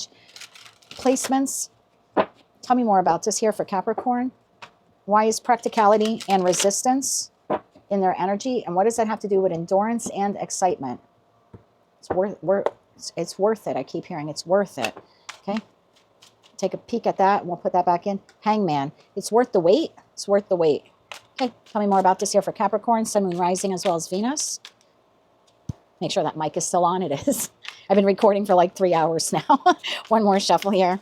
Thank you. All right. What do we have for you, my love? 7 of Wands. 4 of Pentacles. Talk about resistance. 8 of Wands. The Star. I use entirely different decks, as most of you know, for all of the zodiac signs. Very similar message. Queen of Swords. Even if you don't have a Scorpio or a Sag placement, you may want to take a look at those two. Knight of Cups. It's not the exact message, but it's close. Bottom of the deck, 5 of Wands, 3 of Wands, 4 of Cups. That leaves a Page of Swords, King of Wands, 2 of Wands. I can't believe this. At the bottom of the deck. Okay, there's something that you want. I don't know what it is. Person, place, or thing. I'm going to leave it up to you. There's something that you want. I feel like you need to, it's just advice, right? 7 of Wands to the 4 of Pentacles to the 8 of Wands is taking a stand. And this is very Taurian energy here in the 4 of Pentacles. Very stubborn, resistant energy. This is what I want. Whatever that is, the dream, that career path, the house, the living location, the lover, the relationship. I'm not telling you to get obsessive. We know low vibe Capricorn, you know, it could be toxic devil kind of energy. But high vibe Capricorn is, I have my eye on the prize and I have created a very detailed Virgo-esque chart and I'm going after it. So that's what this is telling you. Whatever this dream here or goal or plan is of yours, you need to hold very firm. 7 of Wands to the 4 of Pentacles and continue to move forward. 8 of Wands, continue to move forward. What are you moving towards? The Star card. Wish fulfillment. Whatever that is for you. Queen of Swords, you know, seeing that very clearly, whatever that is, being able to identify that person, place, or thing and saying, I'm going to move towards it in a very slow, methodical way. Knight of Cups, don't look back. Whatever you're moving towards here, like the Knight of Cups in this deck, the person's turning their head, right? The rider's turning their head. It's like, look forward. You got to keep looking forward. The Queen of Swords is looking forward. The Knight of Cups is looking back. Don't look back. Whatever this goal or dream here that this is for you, you could see it very clearly. You need to continue being very methodical as you move towards it. You can't let anyone deter you. And if they try, you got to be resistant. Yes, you got to have endurance. This isn't going to be an easy win. This won't be an easy win for you. There's going to be conflict. There's going to be disruptions. There will be things that will knock you off course. And every day you have to wake back up again, 3 of Wands, and say, nope, I'm moving in that direction. Even on the days it doesn't feel that good. 4 of Cups. Tell me more about this. What is this? 7 of Wands to the 4 of Pentacles. One more shuffle here. Thank you. The Hierophant, Judgment, and the King of Cups. Could be a person, could be a job. I don't know what King of Cups here is for you, but if you wholeheartedly believe you've made the judgment call that you want that job, you know, career and finance, Hierophant would be like the job or the career path or the entity, or you want long-term commitment, whatever that is for you, keep moving forward towards it. Not aggressively. Notice all the fire sign cards that we have. They're low energy. 7 of Wands. It's like it's standing your ground, but it's quiet standing your ground. 4 of Pentacles. It's standing your ground, but it's quiet. Keep moving forward. Almost like move forward in silence. Continue to endure even the hard days. Even on the days you can't really see the end goal or something like that. It's like keep moving forward. 3 of Wands energy. Whatever that star is for you, if you wholeheartedly have made the judgment call that that's what you want, then stay balanced. King of Cups is very emotionally balanced. They don't allow themselves to fall into the 4 of Cups just because today wasn't a good day or today I didn't see a return on my investment. They continue to stay very emotionally balanced. Tell me about the Knight of Cups here, because I feel like Ace of Wands, 2 of Wands, King of Wands. So there's something here about being determined as you move forward. Don't get sidetracked. Don't get sidetracked by other things. So what do I mean by that? I'll break it down and give you a really simple example. As most of you know, I had part of my roof collapse in May. Was that May? I think that was May. Mr. Knight in shining armor of my life swept in and got the roof repaired for me. Bravo. The second floor now needs some renovation. We've been working on it. Fantastic. I now have had the idea that I'm going to transform the guest room. I just feel like it's the ideal time since the ceiling, you know, has got to be opened up and worked on. I may as well maybe move around a wall or two if we can do that. But as I started working on the project, I then got sidetracked and was like, and I'm laughing because I'm laughing at myself now. I was like, oh, well, what if I start reorganizing my closet? And it's like, hello, Jen, you haven't finished this room. And now you want to tear apart your own bedroom and start working on the closet. So there's something here about like not being distracted by the shiny objects or other ideas. Like whatever this is for you, this goal, you have to stay determined. You can't get sidetracked by something else. I don't know why I felt inclined to share that with you, but that's the feeling that I'm getting here. It's like, no, this is your task. This is your goal, right? You need to be practical. You need to be practical, and you have to kind of see this through. If this is really what you want, then you need to continually work towards that goal, and don't be sidetracked by other things, or even sidetracked by, you know, the days where you're not seeing, like I said, that return on the investment. Not every day is going to be rainbows and unicorns, but whatever your goal is, continue to work towards it. And you got to be practical, right? Like I have to be practical. I'm not going to get that second floor done in a week. Originally, I thought, oh, 1 week. We're gonna bang it out and get it done. That was not practical. I'm still going to have the dream or the goal of getting it done, but I need to be more practical in getting it done. I also have to be very, you know, goal orientated, like focused on getting this done. And I can't get sidetracked now by reorganizing my closet. That's going to have to, there he is messaging me. I can't get sidetracked by reorganizing the closet. Let me get you 3 cards of advice. I feel like telling you just keep your eye on the prize and be excited. That Gemini card there is looking at me from the bottom of the deck there. Excitement. Be excited that this is coming, even if on some days you don't see it coming. 3 cards of advice here for Cappy. One more shuffle. Thank you. Queen of Cups, the Lovers, 7 of Pentacles. Keep investing in whatever this is. This person, this business plan, Ace of Swords, that's the truth. Victory is yours. Look at that. Fire energy, very tempered, very balanced. This isn't Aries energy. This is Sagittarius energy. This is, I'm going to keep moving towards it in slow incremental steps, even on the days that I don't see anything happening. 7 of Pentacles. And it's like, it's never coming. It's never coming. Don't get trapped in it's never coming. Get trapped. Instead, make the choice to say, I'm going to continue investing in this. That's your victory, is never giving up on this dream or this goal. We just saw the 4 of Wands right behind that. So that's how you will obtain or achieve victory in whatever this is. That's what I have for you, Capricorn. I really like this message for you. Again, just stay practical. Be very Taurian-like, very rooted in like, this is what I want type of thing. And I'm going to work every day to make this goal, you know, this dream of mine a reality. And again, even on the days that you can't, even when you got that little devil on your shoulder telling you it's never going to happen, resist, you know, listening to that thing. Just flick them off your shoulder every now and then. Just continue to stay positive, but also work towards this dream and this goal, because I do believe that it will be yours. That's what I have for you, my love. If you like those messages, they resonated with you, you want to claim all or part of them, or maybe just found them to be helpful or even hopeful, please be sure to click like, share, and subscribe. And until I read for you again, I'm wishing you light, love, and peace. Hello, Aquarius. Let's take a look at your current situation as of Thursday, July 17th, 2025. What does Aquarius need to know about their current situation? What does Aquarius need to know? For Aquarius, Sun, Moon, Rising, as well as Venus.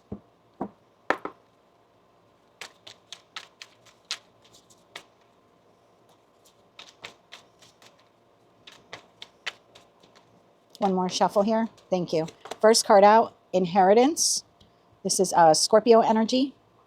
Negotiation, Aquarius energy. Bottom of the deck, we have Loss, Piscean energy, and Gemini energy here, Decision. Card number 3. Oh, and then we've got Seduction. Didn't I think I did a reading for you recently, and I was like, you're trying to move on from a person, place, or thing, and they might try seducing you to stay. They might give you like an offer. They were rooted in the sense of, let's go back to the innocence and start again right before the chaos and the conflict. I feel like it's just a sidebar message for some of you.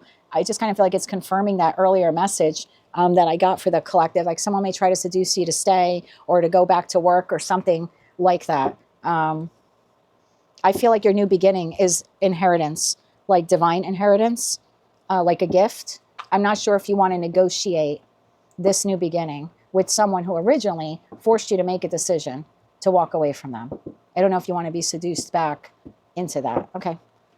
Tell me more about this here for Aquarius. What do they need to know about inheritance and negotiation? Yeah, I feel like there should be no negotiation on this. And what does that have to do with loss, decision, and seduction? For Aquarius, Sun, Moon, Rising, as well as Venus.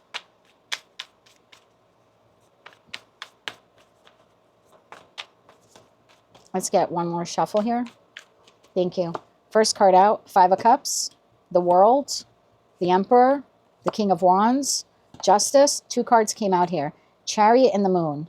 Someone's going to try to block your path forward. Ace of Wands, and that is the truth. Ace of Wands, Knight of Pentacles, Page of Cups. Look at them being all methodical here coming in. So you've already encountered a loss here. Five of Cups. Financial, emotional, physical. I don't know what it was for each of you because it's a collective general reading. But this loss resulted in you making the decision, okay, to close out the cycle with this person, place, or thing. You decided to become the emperor or empress of your life and to make the decision, I'm going to close this out and find another job, a new career path, another place where to live, or maybe you're getting a divorce. I don't know what this is for you. It's a big wrap up of a cycle when we see the World card, but this was already putting you at a disadvantage. I'll call it that way. Again, emotional loss, financial loss, maybe just felt stuck in it. Whatever it was no longer emotional pleasing. You made the conscious choice to take your life in another direction. You were like, this is the fair thing to do for myself. This is the just, right, balanced thing to do, is to move forward in another direction and have victory elsewhere. I feel like what you received in that moment was actually a gift, like a spiritual gift where the divine was like, you're right, Aquarius, you outstayed the situation, environment, or connection. And now that you're making incremental progress away from it, we're going to gift you with this new opportunity, this new job, or this new out from whatever situation, environment, or connection this is. Now here comes this person, entity, whatever, trying to cloud your vision on your path forward. This is a job that when you go to give them notice, they say, oh, don't go. We were planning on giving you a raise or a promotion. You know, Ed is retiring in 6 months. Fictitious Ed, just giving you an example. We were really thinking that you were going to be, you know, in that position. We didn't mention it to you yet because Ed hasn't really given his resignation notice, but we kind of know he's working on it. It's bullshit. It's their attempt to seduce you. I like the Moon card in tarot. Don't get me wrong. It's Cancerian energy. And the high vibe of the moon is like emotions and, you know, things we can't see. But often the cards that clarify will be like, well, even though I can't see it, I'm just going to bulldoze through those doubts, fears, and insecurities. It could be a very daydreamy type of energy. But this is someone trying to cloud you. And the low vibe of the Moon card is, could be lies, could be trickery, could be giving you promises or false hope, knowing there's nothing concrete underneath it. They have no real intention of actually giving this to you. The only thing they're looking to do is seduce you, manipulate you into staying. So I don't know why this is coming up for the Aquarian collective, but you're trying to depart from something. Because you made the active choice to do that, the universe went, you learned your lesson, here's a gift. You literally inherited a spiritual gift, being able to move away. And now this person wants you to negotiate on the gift so they can suck a little more out of you. I remember leaving a job years ago. Oh God, years ago. And I gave the 2 weeks notice. It was because I moved. The area of New Jersey we were living in, I was a lot closer to the Secaucus area. And then when I moved out, we moved out to the town that I'm in now. It now became over an hour of a commute for me with traffic in the morning. And I tried doing it for a couple of months and then I couldn't. And so I ended up giving them, I found another job out here and then I gave them the 2 week notice. They came back with, well, we don't know how quickly we can find someone. You know, you only gave us 2 weeks. They tried blocking my path forward. And what they tried seducing me with this idea was that I could continue to work for them part-time just to kind of help them out. But how would I be able to work 40 hours a week here and then still travel an hour and a half to work every day there, like 2 or 3 days a week? That would have compromised the new position that I was offered to work 5 days a week elsewhere. So they were, and they were telling me, well, you can keep your same pay. See, that was the seduction part of it. You don't have to go work for the other company. You could work here for 20 hours a week instead of 40, but make the same pay as 40.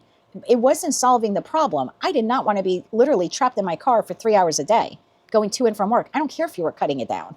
Like I still didn't want to do that. And thank you for cutting it down to working 2 or 3 days, but I still don't even want to be in the car for that. I don't want to be in the car for 9 hours a week. So they were trying to impede my path forward by seducing me with this idea. Well, you could work for less. And then what would have happened? I would have said no to the new job.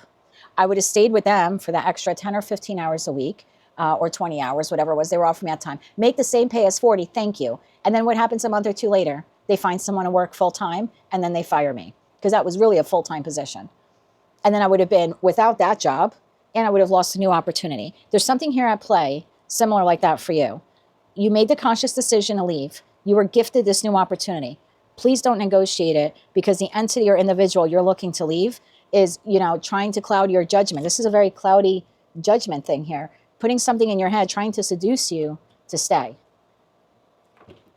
Oh my God, look what just fell out of the deck.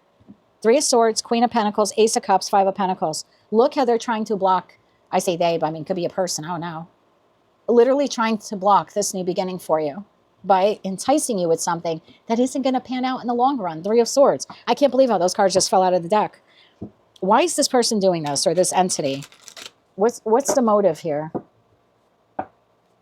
It's almost like they want you to lose the opportunity you have here to replace them. Why is the Moon card here for this entity? Why is the Moon card here? One more shuffle. Thank you. The Empress, the Ace of Pentacles, the 3 of Pentacles. That's what they're trying to do. Actively manifesting to get you to stay, to continue giving to them the job, the relationship. This person doesn't want you to move on and birth or work towards a new opportunity. If this is a lover, they know that either you're leaving them for your counterpart, Emperor to Empress, or they know that they're not it for you and that you will find your person one day. And they don't want you to find your person one day. They want you to be their person, even though you're not their person. This is a job that's trying to entice you to stay so you don't go out and birth your own company and become more successful than them, potentially even a competitor. So take it how it resonates to you. This person is trying to keep you from this new beginning that you either created for yourself or you're in the process of creating for yourself. It literally is a gift from God. And this person is trying to get you to not move towards it. What are the blocks and challenges here for you? Blocks and challenges here for Aquarius. One more shuffle here. Thank you. Block and challenge. Queen of Wands, Knight of Cups, 10 of Swords. Don't fall for their offer. They're going to be charming. They're going to be seductive. They're going to, they're going to give you this offer and make it sound all rosy and good. The Knight of Cups here is holding a bouquet of roses. The block and challenge here is to put an end to it, to not even accept it. You're going to have to block it and continue to move towards wish fulfillment. 3 cards of advice here for Aquarius. 3 cards of advice here for Aquarius. One more shuffle here. Thank you. Ace of Cups, move towards the new. Tower, 4 Pentacles. 4 Pentacles is stubborn Taurian energy. Nope, I'm giving you my 2 weeks notice and that's all you get. No, I can't work part-time. No, I can't fill in until you find a replacement. No. Or I'm asking for a divorce. I'm asking for a divorce. No, there is no negotiation. I don't want to be in this relationship anymore. There's no negotiating that. I'm moving ahead. Doesn't matter if I'm moving towards singlehood or I'm moving towards someone else. You got to be very resolute. I'm moving towards the new. Shocker, Tower moment. I'm not swayed by this new offer. No matter how seductive you make it sound, emotionally, sexually, financially.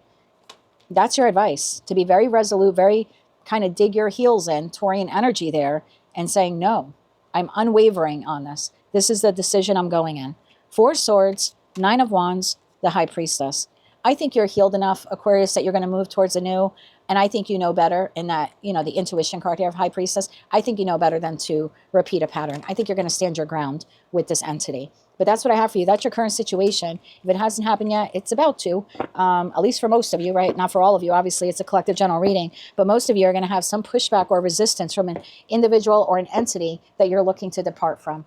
That's what I have for you, my love. If you like those messages, they resonated with you, you want to claim all or part of them, or maybe just found them to be helpful, please be sure to click like, share, and subscribe. And until I read for you again, I'm wishing you light, love, and peace. Hello, Pisces. Let's take a look at your current situation. What does Pisces need to know about their current situation? For Pisces, Sun, Moon, Rising, as well as Venus.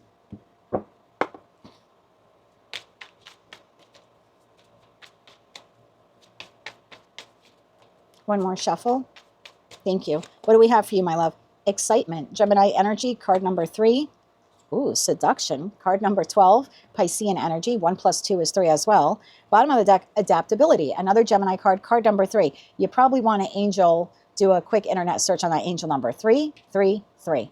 Then you've got quarrel here. Card number 4, and impulsiveness. Okay. So your current situation, you're either arguing with someone or you're about to argue with someone. Some type of disagreement or quarrel here. There's something here about you, and you are a mutable sign.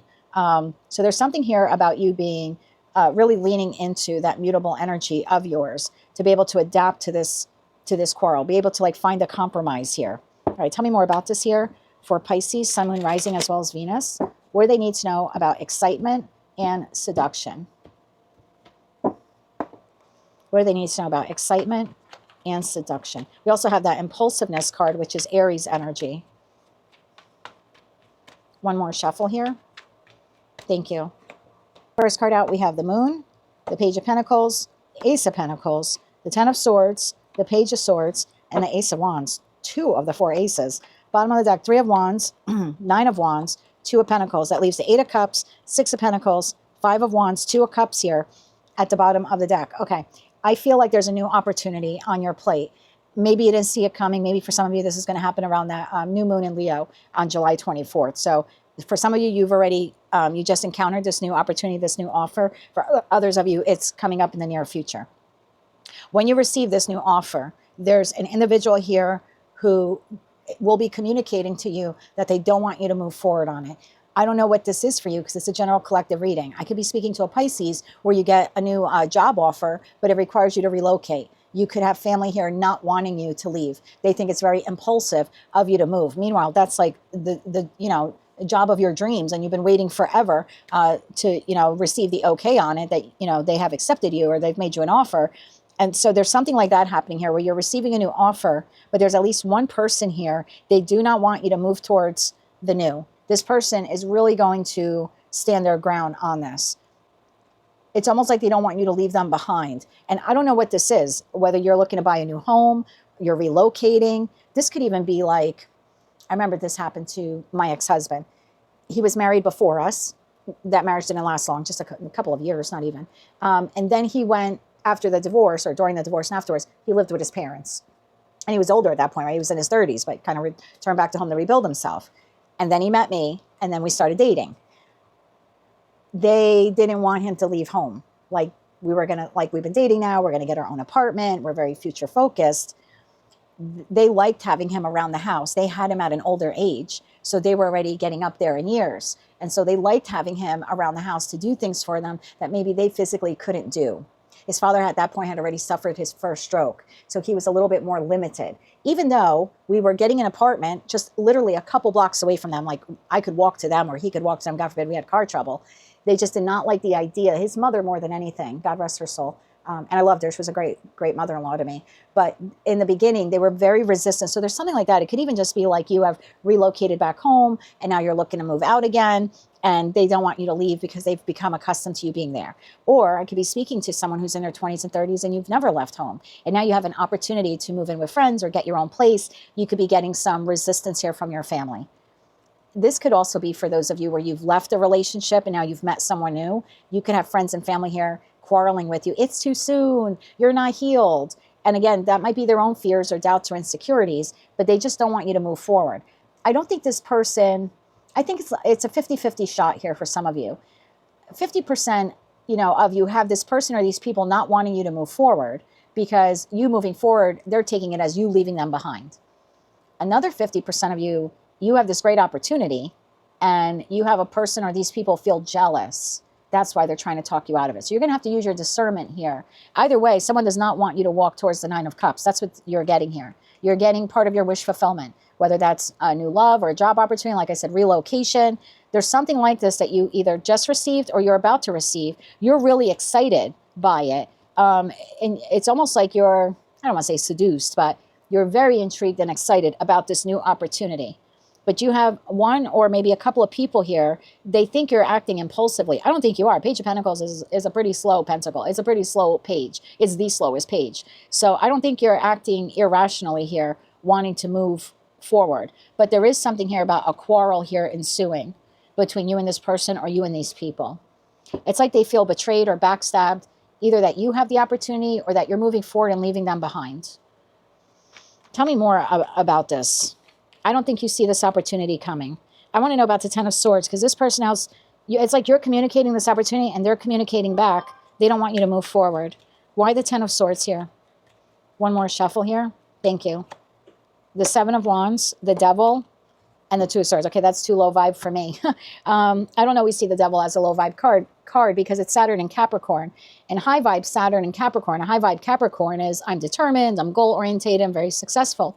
Low vibe Capricorn is toxic codependency, toxic addictions, any type of toxic behavior, basically.